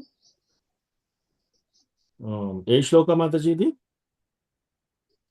ఇది ఫస్ట్ క్యాంటో సెకండ్ చాప్టర్ గుర్తుకు లేదు ప్రభుజీ. ఓకే. సో, విప్రులను ఇంకెవరు? వైష్ణవులా? విప్రులను, ద్విజులు, విప్రులు అంటే శూద్రుల తర్వాత సెకండ్ స్టేజ్ వచ్చేసి ద్విజులు, ద్విజుల తర్వాత విప్రులు, విప్రుల తర్వాత బ్రాహ్మణులు, బ్రాహ్మణుల తర్వాత హైయెస్ట్ స్టేజ్ వచ్చేసి వైష్ణవులు అని అన్నారు. యెస్ అంటే ఇలా బ్రాహ్మణులకు వైష్ణవులకు మధ్యలో డిఫరెన్స్ తెలుసు కానీ ద్విజులకు విప్రులకి మధ్యలో ఏం డిఫరెన్సెస్ ఉన్నాయి ప్రభుజీ అని? యెస్ మాతాజీ. సో, 1 బై 1 వెళ్దాం. శూద్రులు అంటే ఎవరు? జన్మనా జాయతే శూద్ర. ఎవ్వరు జన్మించినా కూడా బై జన్మ అందరూ శూద్రులే. వాళ్ళు ఎవరి కుటుంబంలో పుట్టని అందరూ శూద్రులే. ఓకే. సో, అది శూద్రులు. శూద్రులు అంటే ఎవరు? వాళ్ళు వాళ్ళ అలవాట్లు అవన్నీ ఎలా ఉన్నాయి? వాళ్ళు వేదాల్ని చదువుకొని వేదాల్లో చెప్పిన విధంగా పాటించట్లేరు కాబట్టి వాళ్ళందరినీ శూద్రులు అంటారు. వాళ్ళు బ్రాహ్మణ తల్లిదండ్రుల కుటుంబంలో పుట్టినా సరే, సపోజ్ బ్రాహ్మణ తల్లి బ్రాహ్మణ తండ్రికి పుట్టి కూడా వాళ్ళు వెళ్ళి సంఘంలో మందు తాగుతూ మాంసాహారం తింటున్నారు అనుకోండి, వాళ్ళు శూద్రుల కిందనే లెక్క. సో, జన్మతోటి ఏది కాదు. అది ఫస్ట్ శూద్రులు. తర్వాత నెక్స్ట్ స్టెప్ ఏం చెప్పారు? ద్విజుల. ద్విజులు ప్రభు. ద్విజులు అంటే ఎవరంటే ఎవరి కుటుంబంలో ఎవరు పుట్టినా సరే వాళ్ళకి ఇంకో రెండో జన్మ ఉంటుంది. ఆ రెండో జన్మ ద్విజ. ఫస్ట్ జన్మ ఎవరిస్తారు? తల్లి తండ్రి ఇచ్చింది ఫస్ట్ జన్మ. రెండో జన్మ ఎప్పుడు వస్తుంది? ఉపనయన సంస్కారం చేసినప్పుడు. ద్విజ అంటే ఒక గురువు దగ్గర షెల్టర్ తీసుకొని ఆ గురువు ద్వారా మంత్ర దీక్ష తీసుకుంటే అప్పుడు ద్విజ అవుతారనమాట. ద్విజ అంటే ఏంటి? వాళ్ళు కొన్ని రూల్స్ అండ్ రెగ్యులేషన్స్ పాటిస్తున్నారు. ఆ రూల్స్ అండ్ రెగ్యులేషన్స్ పాటిస్తున్నారు కాబట్టి వాళ్ళని ద్విజ కింద, రెండో జన్మ కింద ఇస్తారనమాట. అంటే వాళ్ళు చాలా సీరియస్గా అప్పుడు వాళ్ళకి థ్రెడ్ సెరిమనీ ఇస్తారనమాట. ఉపనయన సంస్కారం చేసి వాళ్ళని ద్విజ అంటారు. ద్విజుల కంటే హైయెస్ట్ ఎవరు? విప్రులు. విప్రులు అంటే ఏంటి? వాళ్ళు ఈ శాస్త్రాలను చదువుకుంటున్నారు. శాస్త్రాలను చదువుకుంటూ శాస్త్రాలను అర్థం చేసుకోవడానికి ప్రయత్నం చేస్తున్నారు విప్రులు. విప్రుల కంటే పైన ఎవరు? బ్రాహ్మణులు. బ్రాహ్మణులు అంటే ఏంటి? బ్రాహ్మణులు అంటే అసలు వాళ్ళ కోసం వాళ్ళు ఏది చేయరు. వాళ్ళ కోసం వాళ్ళు ఏదైనా చేసుకుంటున్నారు అంటే వాళ్ళు బ్రాహ్మణులు కాదు. వాళ్ళు ఏం చేస్తారు? వేరే వాళ్ళ కోసం యజ్ఞ చేస్తారు. తర్వాత వేదాలు చదువుకుంటారు, వేదాలు నేర్పుతారు. సో, యజ్ఞాలు చేస్తారు, యజ్ఞాలు చేయిస్తారు, దానం తీసుకుంటారు, దానం ఇస్తారు. ఇవన్నీ చేసేవాళ్ళు బ్రాహ్మణులు. సో, బ్రాహ్మణులు అంటే ఏదో మన సినిమాల్లో చూపించినట్టు ఇప్పుడు టెంపుల్లో ఎవరైనా వచ్చేసి ఇంటికి పిలవగానే పెళ్లి చేసేసి, నేను పెళ్లికి రావాలంటే నాకు 25,000 కానుక ఇవ్వాలి. ఇట్లా ముందు రూల్స్ పెట్టారనుకోండి, అసలు ఫస్ట్ ఆఫ్ ఆల్ బ్రాహ్మణులు కానే కారు. లేకపోతే ఈ పూజ చేస్తాను మీకు, ఈ పూజ చేసిన తర్వాత ఇవన్నీ నాకు ఇవ్వాలి, ఒక కండిషన్ పెడతారు. ఇట్లా పెట్టేవాళ్ళు బ్రాహ్మణాస్ కాదు. బ్రాహ్మణాస్ అంటే ఏంటి? కృపణాస్కి ఆపోజిట్. కృపణ అంటే పిసినారి, ఎవరైతే పిసినారికి టోటల్లీ ఆపోజిట్ ఉంటారో వాళ్ళు బ్రాహ్మణాస్.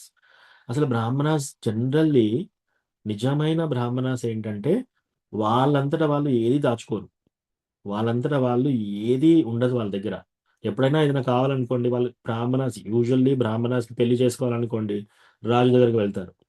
రాజు దగ్గరికెళ్ళి ఒక స్త్రీని ఇవ్వండి అని అడుక్కుంటారు. అప్పుడు రాజు ఇస్తాడు వాళ్ళకి స్త్రీని పెళ్లి చేసుకోవడానికి. సో, దీనికి వాళ్ళు కష్టపడరు. జాబ్ చేస్తారా? జాబ్ చేయరు. జాబ్ చేసి సంపాదించరు వాళ్ళు. ఇంటింటికి వెళ్ళి ఏం చేస్తారు? భిక్ష తీసుకుంటారు. ఒకవేళ భిక్ష రాలేదనుకో రోజు ఉపవాసం ఉండి పడుకుంటారు. ఆ భిక్ష తీసుకొని వాళ్ళు ఏం చేస్తారు? వాళ్ళకి ఆత్మతత్వ జ్ఞానం బోధిస్తారు. సో, వీళ్ళు బ్రాహ్మణులు.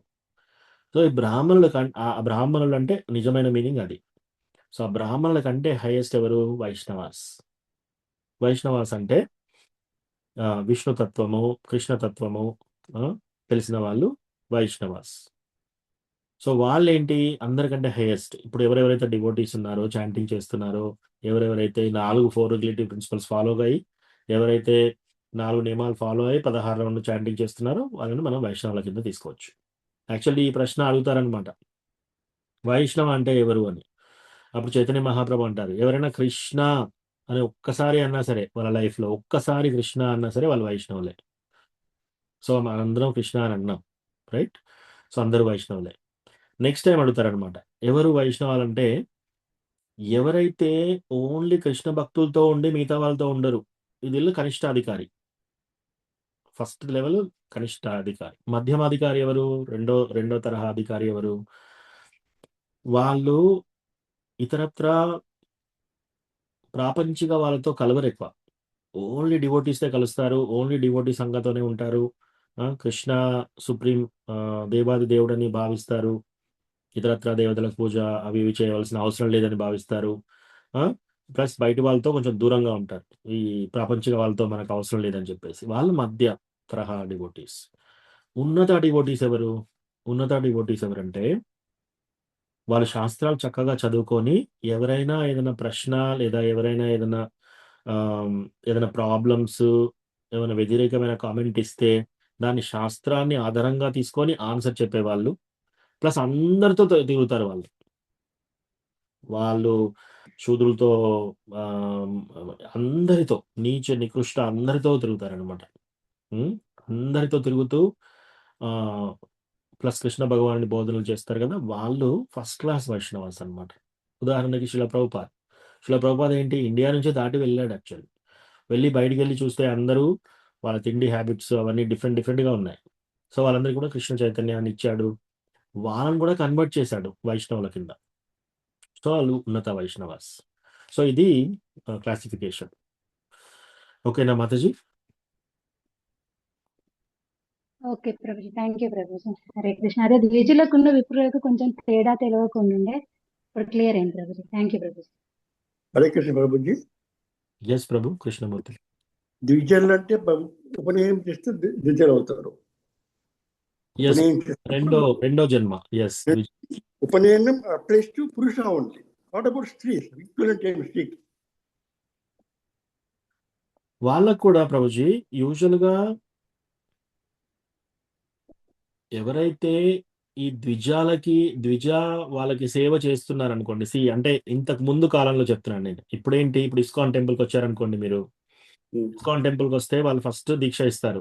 ఫస్ట్ దీక్ష ఏంటి? Hare Krishna. That I understand. ISKCON విషయం తెలుసు నాకు. బట్ జనరల్ గా బ్రాహ్మణుడు ద్విజ అంటే ఉపదేశం గురువు దగ్గర ద్విజ అవుతారు. That equivalent them at street. They're not in ISKCON. So what is equivalent of that Dvija outside ISKCON? For స్త్రీలకా? Yeah. స్త్రీలకు ఈక్వలెంట్ అంటే ప్రభుజీ వేదిక్ లైఫ్ స్టైల్లో ఎలా అంటే ఎవరైనా ద్విజులకి సేవ చేస్తూ వాళ్ళకి చక్కగా సేవ చేస్తూ ఆ వసతులు అందించారనుకోండి, సేవ చేస్తూ ఆ భార్య కానీ ఆ స్త్రీలు వాళ్ళకి వీళ్ళు ఎక్కడికి వెళ్తారో ఆ డెస్టినేషన్ వాళ్ళకు కూడా వస్తుంది. సో వాళ్ళని ద్విజ అనరు, కానీ వాళ్ళు కేవలం ఈ ద్విజ బ్రాహ్మణాస్కి సేవ చేసినంత మాత్రాన్నే వీళ్ళకి ఏ డెస్టినేషన్ వస్తుందో వాళ్ళకి కూడా అదే డెస్టినేషన్ వస్తుంది. వీళ్ళు ఏ లోకానికి వెళ్తారో వాళ్ళు కూడా అదే లోకానికి చేరుతారు. అంటే ఉదాహరణకి భర్త ఉన్నాడు అనుకోండి. భర్త ఏం చేస్తున్నాడు? ఆయనే ప్రతిరోజు వేదాలు చదువుతున్నాడు, అందరికి వేదాలు చెప్తున్నాడు, పూజలు చేస్తున్నాడు, అన్నీ చేస్తున్నాడు, చాలా చక్కగా తపస్సు చేసుకుంటున్నాడు, అన్ని రకాలుగా చేస్తున్నాడు. అతనికి మంచిగా సేవ చేశారనుకోండి, పాతివ్రత్యంతో చక్కగా సేవ చేశారనుకోండి, ఏది ఆ ఫస్ట్ క్లాస్ బ్రాహ్మణ భర్తకి సేవ చేశారనుకోండి, ఆ భర్త ఏ గమ్యానికి వెళ్తాడో అదే గమ్యం ఈ స్త్రీలకు కూడా వస్తుంది. ఇంకోటి రెండోది, అప్పుడు సతి అనేది ఉండేదన్నమాట. సతి అంటే చనిపోయిన తర్వాత ఇది కూడా ఏంటంటే ఫోర్స్డ్ యాక్టివిటీ కాదు. మంటల్లోకి నెట్టేసి బై ఫోర్స్ చేసిన యాక్టివిటీ కాదు. భర్త వియోగంలో ఇంక నేను భర్త లేకుండా నేను ఉండలేను అని చెప్పేసి భర్తతో పాటుగా అందులో వెళ్ళారనుకోండి, భర్తకి ఏ డెస్టినేషన్ వస్తుందో, ఏ గమ్యం వస్తుందో ఆ గమ్యాన్ని భార్య కూడా వస్తుంది అనమాట. సో యూజువల్లీ ఇంతకు ముందు కాలంలో, వెనకటి కాలంలో, వేదిక్ టైమ్స్లో స్త్రీలకి ఈ యొక్క ఎడ్యుకేషన్ కానీ ఇవన్నీ ఇచ్చేవారు కారు. అంటే అది అవసరం లేదు యాక్చువల్లీ. ఆడ ఫ్యామిలీ సెటప్ అదంతా అంటే అట్లాగే ఉండేది కూడా. ఇప్పుడు బ్రాహ్మణాస్ అనుకోండి, మీరు ఎక్కడికి వెళ్ళినా కూడా బ్రాహ్మణాస్ భోజనం పెట్టేవాళ్ళు. ఎక్కడికి వెళ్ళినా బ్రాహ్మణాస్ కావాల్సిన అన్ని కానుకలు ఇచ్చేవారు. రాజ్యానికి వెళ్తే రాజు కావాల్సిన గోల్డ్ అవన్నీ ఇస్తారనమాట. ఎక్కడికి వెళ్ళినా కూడా వాళ్ళకి ఆవులను దానం చేసేవాళ్ళు, వాళ్ళు పెళ్లి చేసుకోవాలంటే వాళ్ళ కన్యలను దానం చేసేవాళ్ళు, ఇవన్నీ సమకూర్చేవాళ్ళనమాట. ఇప్పుడు మీరు బ్రాహ్మణ అని చెప్పేసి మీరు బయటికి వెళ్ళారనుకోండి, ఎవరిని అడిగినా కూడా ఎవరు ఏమి ఇవ్వరు. ఈ రోజుల్లో అసలు బ్రాహ్మణలాగా జీవించడం చాలా చాలా కష్టం. అన్లెస్ మీరు ఆశ్రమంలో ఉంటే తప్ప ఇది కష్టం. ఆ తర్వాత 50 సంవత్సరాల తర్వాత మనము సన్యాసం కంటే ముందు వానప్రస్థ.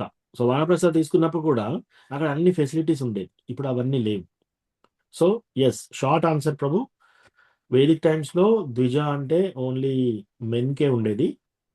అండ్ ఉమెన్కి ఈక్వలెంట్ అంటే ఏంటి, వాళ్ళ మెన్కి సర్వీస్ చేస్తే వాళ్ళ ఆ యొక్క యోగ్యత, ఆ యొక్క డెస్టినేషన్, ఆ యొక్క గమ్యానికి చేరుతారు.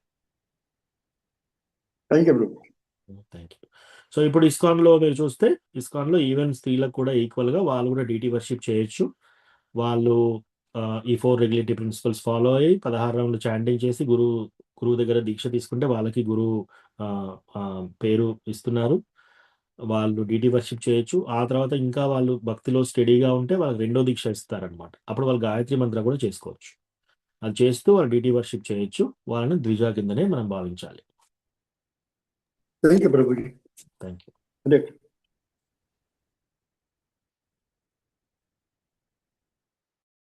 ఓకే, ఇంకేమైనా ప్రశ్న ఉందా?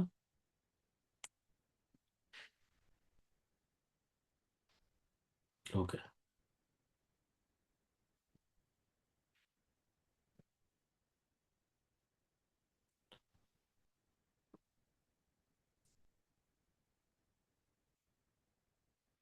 పంతొమ్మిది. ఇహైవతేర్జితః సర్గో యేషాం సామ్యే స్థితం మనః నిర్దోషం హి సమం బ్రహ్మ తస్మాత్ బ్రహ్మణి తే స్థితాః.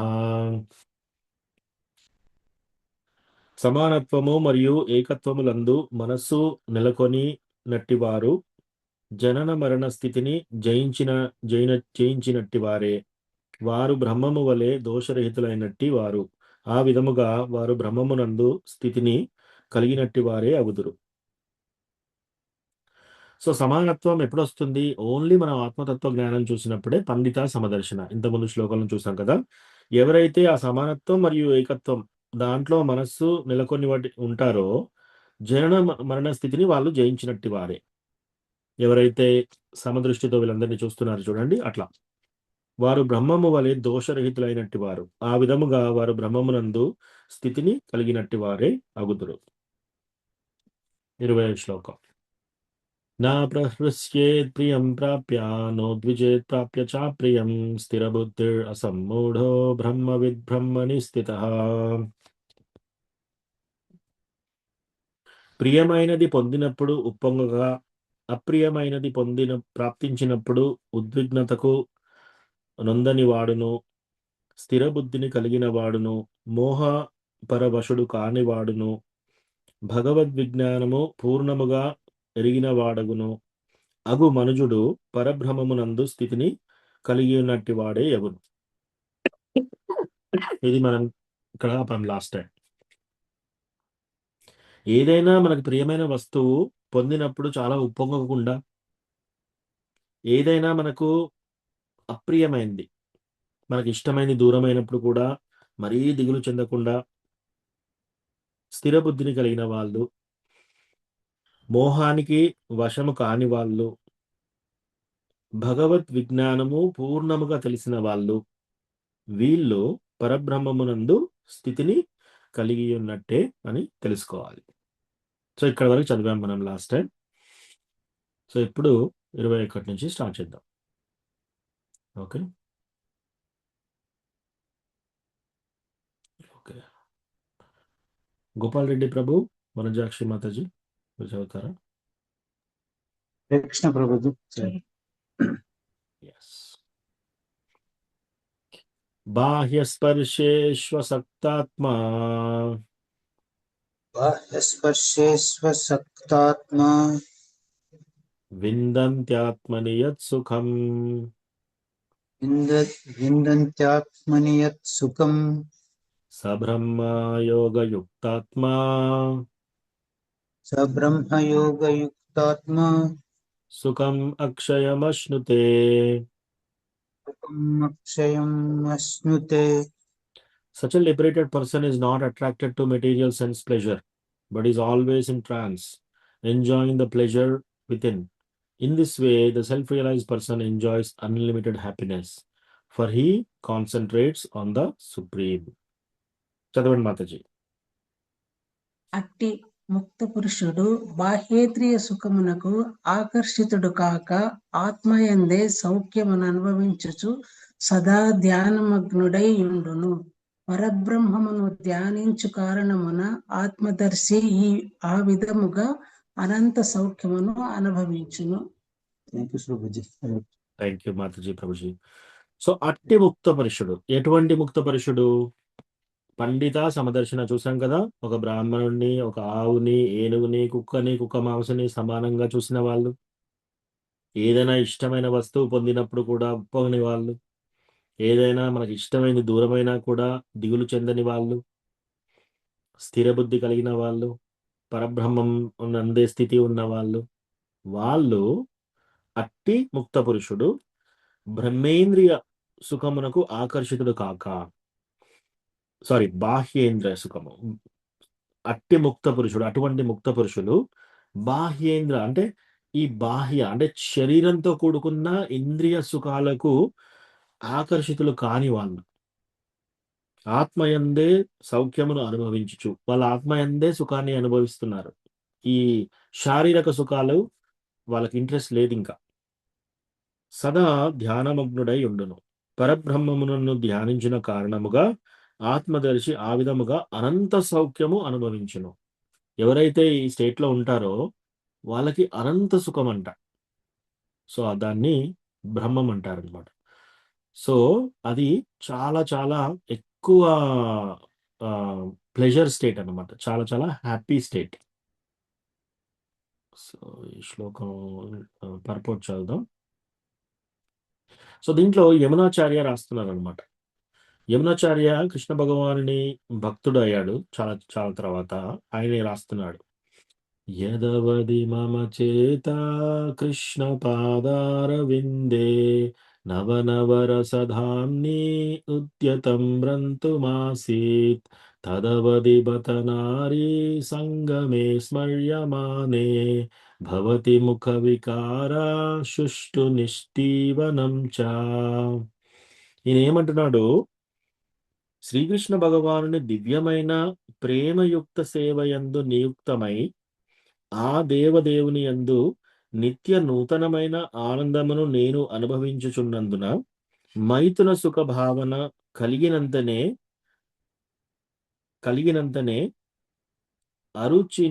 అరుచినే నా ముఖము వికారము నుండి నా భావంపై ఉమ్మివేయుదును.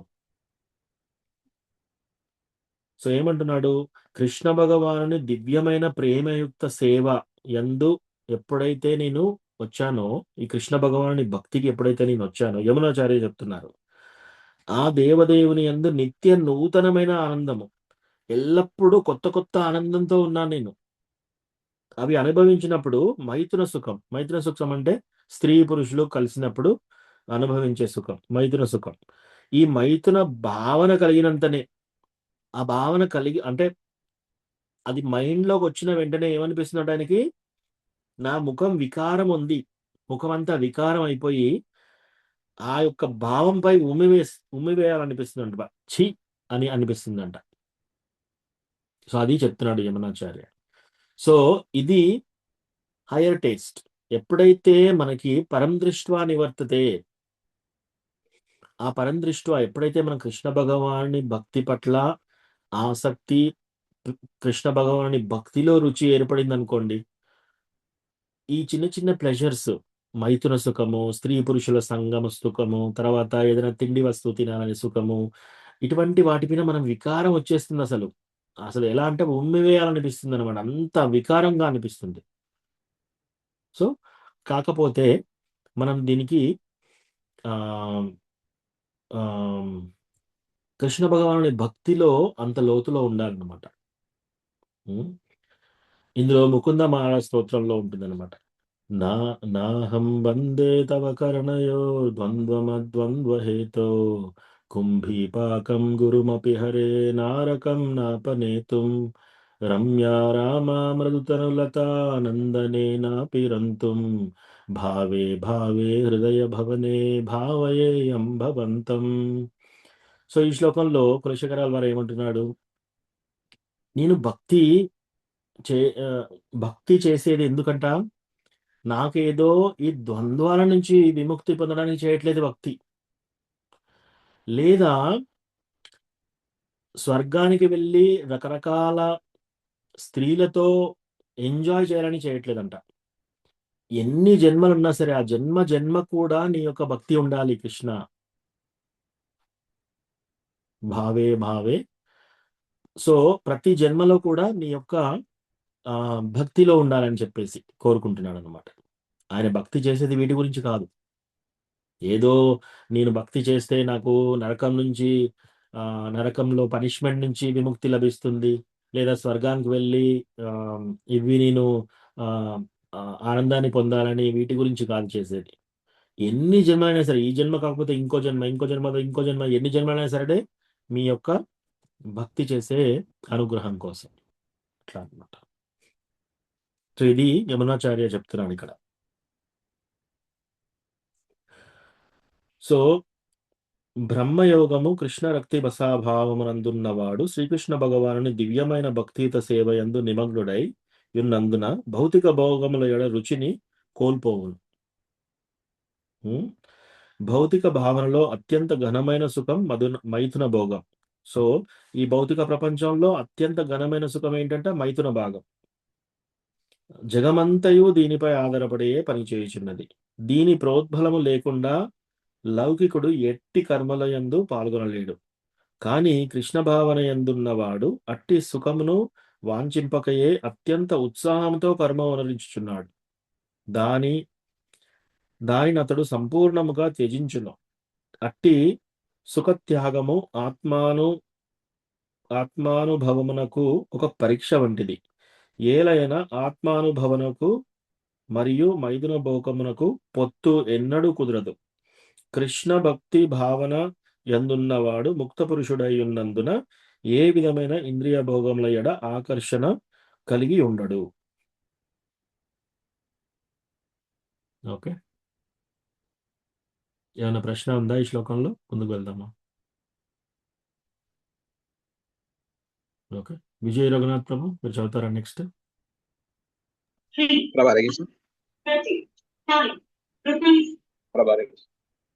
ఎస్ ప్రభు చదువుతారా నెక్స్ట్ 22వ శ్లోకం.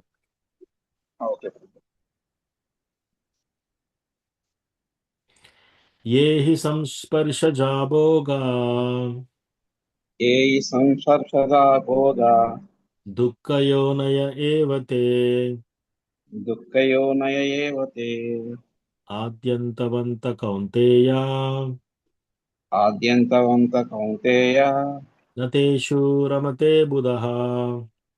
నతేషు రమతే బుధః. An intelligent person does not take part in the source of misery, which are due to contact with the material senses. O son of Kunti, such pleasures have a beginning and an end, and so the wise man does not delight in them. చదవండి ప్రభు. బుద్ధిమంతుడైన వ్యక్తి భౌతికేంద్రియాలతో సంపర్కం వలన కలిగే దుఃఖ కారణాలలో పాల్గొనడు.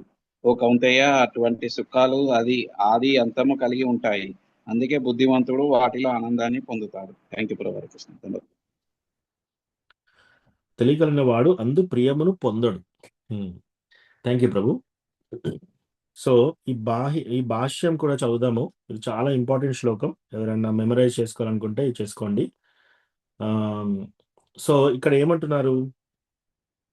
బుద్ధిమంతుడైన వాడు, ఎవరైతే బుద్ధిమంతులు ఉంటారో, ఇంద్రియ సంకల్పముచే కలిగే దుఃఖం కారణంగా, సో ఇంద్రియ సంపర్కముచే కలుగు దుఃఖ కారణములందు పాల్గొనడు. ఇంద్రియ సంపర్కం అంటే ఏంటి? ఇంద్రియాలు, ఇంద్రియ భోగాలు కలిసినప్పుడు ఇంద్రియ సంపర్కం. సో దీంట్లో మనకి సుఖం వస్తుంది అని ప్రయత్నం చేయడము, దీంట్లో సుఖం ఎప్పుడు ఉండదు, పర్మనెంట్ సుఖం ఎప్పుడు ఉండదు. ఇదేంటి? ఇంద్రియ స్పర్శ ద్వారానే అవుతుంది. ఇదన్నీ దుఃఖ కారణము. ఎవరైతే బుద్ధిమంతులో తెలుసుకుంటారో, ఓ కౌంతేయ, ఓ అర్జున, ఆ సుఖములు ఆది అంతములతో కూడుకున్నవి. అంటే ఆ సుఖములకు ఏంటి? మొదలు ఉంటుంది, అంతం ఉంటుంది.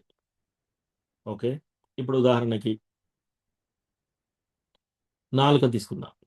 సో నాలుకకి ఏంటి? ఒక స్వీట్ తినాలి. ఆ స్వీట్ తినాలన్నప్పుడు ఏంటి? గులాబ్ జామున్ తీసుకుందాం ఎగ్జాంపుల్.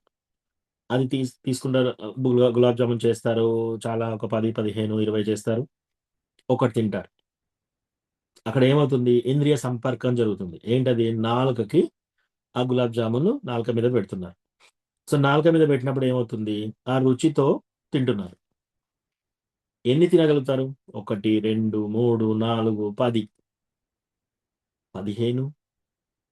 టీనేజ్ వాళ్ళు వీళ్ళు యంగ్ ఉన్న వాళ్ళు, యవనంలో ఉన్న వాళ్ళు ఇంకొంచెం 15, 20 గులాబ్ జామున్ కంటే ఎక్కువ ఎవరు తినలేరు. సో ఆది అంతం, దానికి ఇటువంటి తృప్తికి ఏముంది? ఆది మొదలు ఉంది, అంతం ఉంది. ఇంకా దాని తర్వాత ఎన్ని పెట్టినా మీరు తినలేరు. వాళ్ళు ఇంకా వామిటింగ్ చేసుకుంటారు ఆ తర్వాత. సో అట్లా అనమాట. ఏదైనా చూడండి, ఒక వాసన అయినా సరే, చెవులో ఏదైనా వినాలన్నా సరే, చర్మము తాకాలన్నా సరే, ఇవన్నీ కూడా ఆది అంతం, ఆద్యంతవంత కౌంతేయ. సో ఈ ఆది అంతములచే కూడుకున్న ఇటువంటివి తెలివి కలవాడు వాని యందు ప్రియమును పొందడు. ఎవరైతే బుద్ధిమంతులైన వాళ్ళు ఉన్నారో, ఈ ఇంద్రియ సంకల్పముచే కలుగు దుఃఖ కారణములందు పాల్గొనడు. ఇవన్నీ దుఃఖ కారణములే. మీరు క్లియర్ గా చూస్తే ఇంద్రియ సంకల్పం ద్వారా ఓన్లీ దుఃఖమే రిజల్ట్ అవుతుంది లాస్ట్ కి. ఆ ఇంద్రియ సంకల్పం కొద్ది క్షణాల మట్టుకే, దానికి కొంచెం మొదలు ఉంటుంది, అంతం ఉంటుంది. ఏదైనా తీసుకోండి మీరు, స్త్రీ పురుషుల కలయిక కొద్ది క్షణాలు, తర్వాత స్వీట్ తినాలన్నా కొన్ని తినగలుగుతారు, తర్వాత డిసీజెస్ కూడా వస్తాయి. ఇంకా తిన్నారనుకోండి, మీకు ఏమవుతుంది? షుగర్ వ్యాధి వచ్చే ఛాన్స్ ఉంది. వస్తువు కొన్నప్పుడు 1 నెల 2 నెలలే అది కొత్తది, ఆ తర్వాత అది పాతది అయిపోతుంది.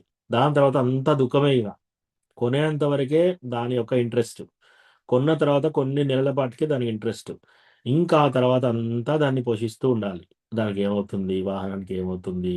ఆ చీరకి ఏమవుతుంది? ఆ చీర ఎక్కడన్నా చినిగింది అనుకోండి, ముళ్ళు తగిలి, సో నగలు పెట్టుకున్నాను అది పోయిందంటే ఒక బాధ, తెగింది అంటే ఒక బాధ. సో ఇట్లా అనమాట. సో ఇంద్రియ సంకల్పం ద్వారా పిల్లలు కన్నారనుకోండి, ఆ పిల్లల్ని కన్న తర్వాత వాళ్ళని పెంచడంలో ఎంతో కష్టం. ఆ పిల్లలు పెరిగిన తర్వాత వాళ్ళు మన మాట వినలేదనుకోండి, అది ఇంకా కష్టం.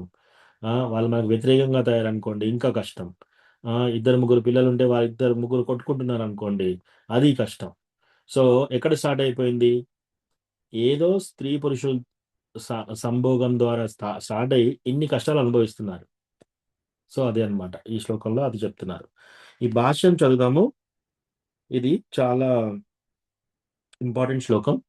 సో జ్యోతిరూప కమలా మాతాజీ, మీరు చదువుతారా ఈ భాష్యం? ప్రభుజీ చదువుతాను. ఎస్ 5వ అధ్యాయం 20 కదా ప్రభుజీ? 5:22. ఓకే ప్రభుజీ. భాష్యం శ్రీల ప్రభుపాదుల వారి. భౌతికేంద్రియ సుఖాలు భౌతికేంద్రియ సంపర్కం వలన కలుగుతాయి. అసలు దేహమే తాత్కాలికము కాబట్టి భౌతికేంద్రియాలు అన్ని తాత్కాలికాలే. తాత్కాలికమైన దేనిలోనూ ముక్త పురుషుడు అభిరుచి కలిగి ఉండడు. దివ్య సుఖాల ఆనందాన్ని బాగా ఎరిగినప్పుడు ముక్త పురుషుడు మిథ్యా సుఖాన్ని అనుభవించడానికి ఎట్లా అంగీకరిస్తాడు? పద్మపురాణంలో ఇలా చెప్పబడింది. రమంతే యోగినోనంతే సత్యానందే చిదాత్మని ఇతి రామాపదేనాసౌ పరం బ్రహ్మ విధీయతే. యోగులు పరతత్వము నుండి అపరిమితమైన దివ్యానందాన్ని పొందుతారు. అందుకే పరతత్వం అంటే భగవంతుడు రాముడని కూడా తెలియబడతాడు. శ్రీమద్ భాగవతంలో 5.5.1 కూడా ఈ విధంగా చెప్పబడింది. నాయం దేహో దేహభాజం నృలోకే కష్టాన్ కామాన్ అర్హతే విడ్భుజాం ఏ తపో దివ్యం పుత్రకాయేన సత్వం శుద్ధ్యేధ్యాస్మాత్ బ్రహ్మ సౌఖ్యం త్వనంతం.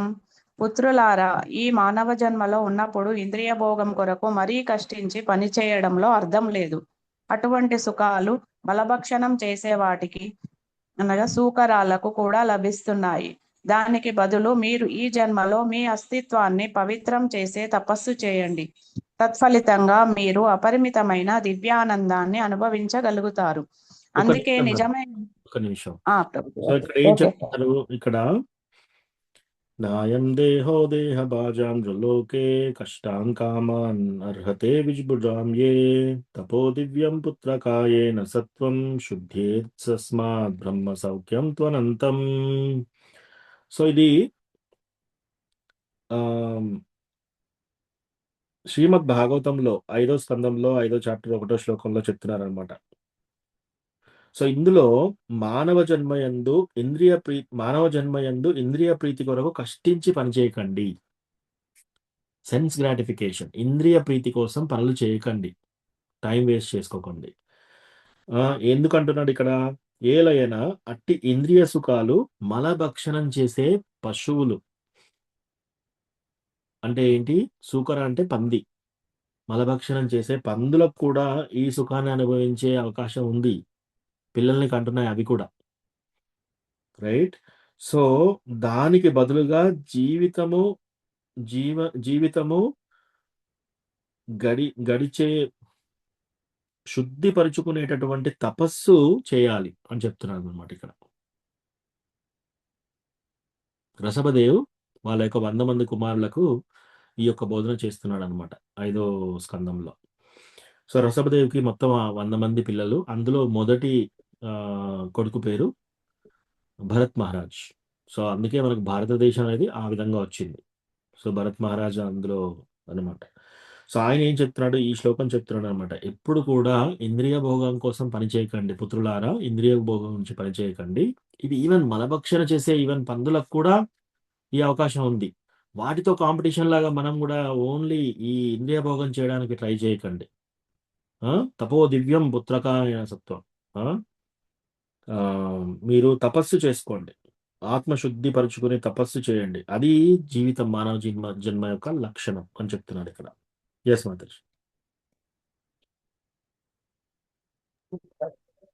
అందుకే నిజమైన యోగులు అంటే పండితులైన ఆధ్యాత్మికవాదులు భౌతిక అస్తిత్వం కొనసాగడానికి కారణమైనట్టి ఇంద్రియ భోగాలచే ఆకర్షితులు కారు.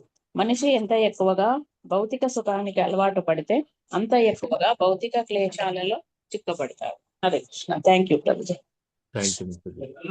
సో ఇది లాస్ట్ లైన్ చూసారా? విషయ సుఖముల ఎడ ఎంత ఎక్కువ అనురక్తి పెరుగునో అంత ఎక్కువగా మనుషుడు దుఃఖములకు చిక్కుబడును. మన దుఃఖాలు ఎప్పుడు ఎక్కువ అవుతాయి? భౌతిక సుఖాలకు ఎప్పుడైతే మనము లోబడతామో అప్పుడు మన దుఃఖాలు అంత విధంగా పెరుగుతాయి అన్నమాట. సో మనం ఫస్ట్ థింగ్ చేయాల్సి ఏంటి? ఈ యొక్క మానవ జన్మ వచ్చింది చాలా రేర్ అనమాట. చాలా చాలా స్పెషల్ ఈ మానవ జన్మ రావడం మనకి. ఈ మానవ జన్మలో ఈ భౌతిక సుఖాల గురించి పాకులాడకుండా మనము తపస్సు ద్వారా అంటే హరే కృష్ణ మహామంత్ర చాంటింగ్ చేసుకుంటూ ఈ 4 రెగ్యులేటరీ ప్రిన్సిపల్స్ ఫాలో అవుతూ పరం దృష్ట్వా నివర్తతే, మనం హయ్యర్ టేస్ట్, మనము ఉన్నతమైన రుచిని ఆస్వాదించడానికి ట్రై చేయాలన్నమాట. సో అది ఇక్కడ చెప్తున్నారు. ఓకే ఓకే ఇంకొక శ్లోకం చదివి ఇక్కడ ఆపుదాము.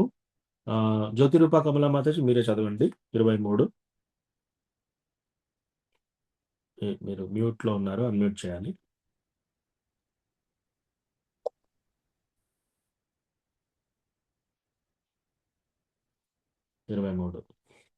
శక్నోతి శక్నోతి హైవ యశోడుం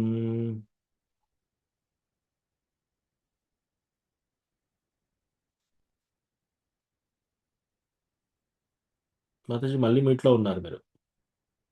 ప్రభుజీ హరే కృష్ణ. ఓకే చదవగలుగుతారా మాతాజీ? చదువుతాను ప్రభుజీ. ఎస్. శక్నోతి హైవ యశోడుం శక్నోతి హైవ యస్సోడుం రాక్షరీరా విమోక్షనాత్ ప్రాక్షరీరా విమోక్షనాత్ కామక్రోధోద్భవం వేగం కామక్రోధోద్భవం వేగం సయుక్త సుఖీ నరః ప్రయుక్త ససుఖీ నరః. Before giving up this present body, if one is able to tolerate the urges of the material senses and check the force of desire and anger, he is well situated and is happy in this world. చదవండి మాతాజీ. ఈ ప్రస్తుత దేహాన్ని విడిచిపెట్టడానికి ముందే మనిషి భౌతికేంద్రియ వేగాలను సహించగలిగితే, కామక్రోధ వేగాలను ఆపగలిగితే చక్కగా నెలకొన్నవాడై ఈ జగత్తులో సుఖి అవుతాడు. Hare Krishna. Thank you Mataji. So ఇక్కడ ఏం చెప్తున్నారంటే, దేహము విడుచుటకు పూర్వమే, అట్లీస్ట్ మనం చనిపోయే వరకు, ఇమ్మీడియట్ గా 1 సంవత్సరంలో మీరు కామం క్రోధం వదిలేయాలి అని చెప్పట్లేదు. ఇక్కడ టైం కూడా చెప్తున్నాడు.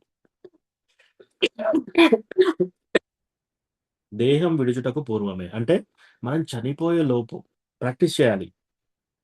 ఇంద్రియముల కోరికలు అదుపు చేయగలిగిన వాడు, కామ క్రోధ వేగమును అణుచినవాడు, దివ్య స్థితి ఎందున్నట్టి వాడై ఈ జగమునందు సుఖవంతుడు అగును.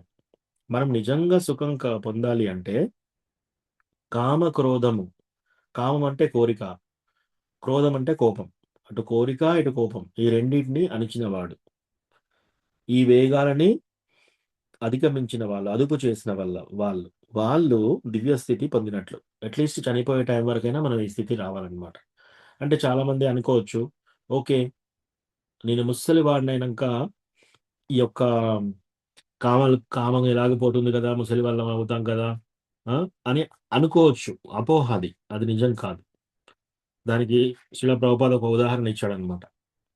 ఒక ముసలి రాజు ఉంటాడు. ఓకే, ఆ ముసలి రాజు చనిపోయేటప్పుడు ఒక గురువు ఏం చేస్తాడంటే ఒక యంగ్ ఉమెన్ ని తీసుకొస్తాడు, ఒక స్త్రీని తీసుకొస్తాడు. చనిపోయే టైంలో కూడా ముసలివాడు, అతను కూడా ఏం చేస్తున్నాడు, ఆమె వైపు చూస్తున్నాడు. అంటే కోరికలు జస్ట్ ఏజ్ పెరగడంతో కోరికలు తగ్గవు. చాలా మందికి ఇది ఒక అపోహ ఉంటుంది. ఎస్, ఇప్పుడు మనము యంగ్ గా ఉన్నాము, యవనంలో ఉన్నాము, మనం ముసలి వాళ్ళైనాక ఆటోమేటిక్గా మనకి కోరికలన్నీ పోతాయి కదా. అది అపోహ, అది నిజం కాదు. ఎంత ఓల్డ్ అయినా సరే ఈ కోరికలు దూరం కావు. కాబట్టి మనము దీనిని జయించడానికి మొదటి నుంచి ప్రయత్నం చేయాలి. ఓకే, సో అది మొదటి నుంచి ప్రయత్నం చేయడం. ఇది ఎలా సాధ్యమవుతుంది ఆల్రెడీ చెప్పాం కదా మాతాజీ అడిగిన ప్రశ్నకి. సో మనము ఎంత గట్టిగా అణుచుకొని పెట్టినా సరే మన మనస్సు అక్కడికి వెళ్తూ ఉంటుంది. కాబట్టి మనం వీటిని జయించడానికి ఏం చేయాలి, హయ్యర్ టేస్ట్ పరం దృష్ట్వా నివర్తతే. హయ్యర్ టేస్ట్ అంటే ఏంటి, మనం ఎగ్జాంపుల్ తీసుకున్నాం కదా, పాలల్లో ఇంక్ పడితే ఆ దాంట్లో ఇంకా పాలు పోస్తూ ఉండాలన్నమాట. సో మనం ఏం చేయాలి? కృష్ణ కథ నింపుతూ ఉండాలి మన మనసుకి. మనము ప్రతిరోజు 16 రౌండ్లు చాంటింగ్ చేయాలి, టెంపుల్కి వెళ్ళాలి, భగవద్గీత, శ్రీమద్ భాగవతం, భక్తుల సాంగత్యంలో కూర్చొని వినాలి, కీర్తన కూర్చొని వినాలి. అలా చేస్తూ చేస్తూ ఉంటే ఆటోమేటిక్గా ఈ ఇంద్రియాలు అవన్నీ అదుపులో ఉంటాయి. సో అట్లా అనమాట. సో క్రమక్రమంగా మనము హయ్యర్ టేస్ట్ వచ్చేసింది అనుకోండి, యమునాచార్య అన్నట్టుగా మనకు కూడా ఆ వికారం వచ్చే ఛాన్స్ ఉంటుంది. సో అప్పటి వరకు మనము చక్కగా భక్తుల యొక్క సాంగత్యం తీసుకొని మనము టెంపుల్లో ఎస్పెషల్లీ భక్తుల నడుమ కూర్చొని కృష్ణ కథ వినడానికి ప్రయత్నం చేయాలి. ఓకే, సో ఇక్కడ ఆపుదాము. ఎవరికన్నా ఏమైనా ప్రశ్న ఉంటే అడగండి, లేకపోతే ఇక్కడ ఆపుతాం ఈరోజు.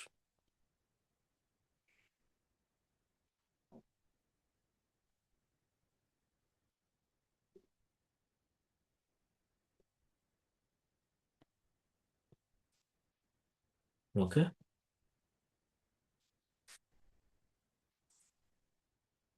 ఓకే, ఇంకేం ప్రశ్న లేకపోతే వాంఛాకల్పతరుభ్యస్య కృపా సింధుభ్యైవ చ పతితానాం పావనేభ్యో వైష్ణవేభ్యో నమో నమః. అనంతకోటి వైష్ణవ బృందికి జయ, శిల ప్రభుపాద్ కి జయ. హరే కృష్ణ. హరే కృష్ణ ప్రభుజీ. హరే కృష్ణ ప్రభుజీ. ప్రభుజీ. హరే కృష్ణ ప్రభుజీ. దండ ప్రణామం ప్రభుజీ. హరే కృష్ణ ప్రభుజీ. దండవత్ ప్రణామాలు. దండవత్ ప్రణామం.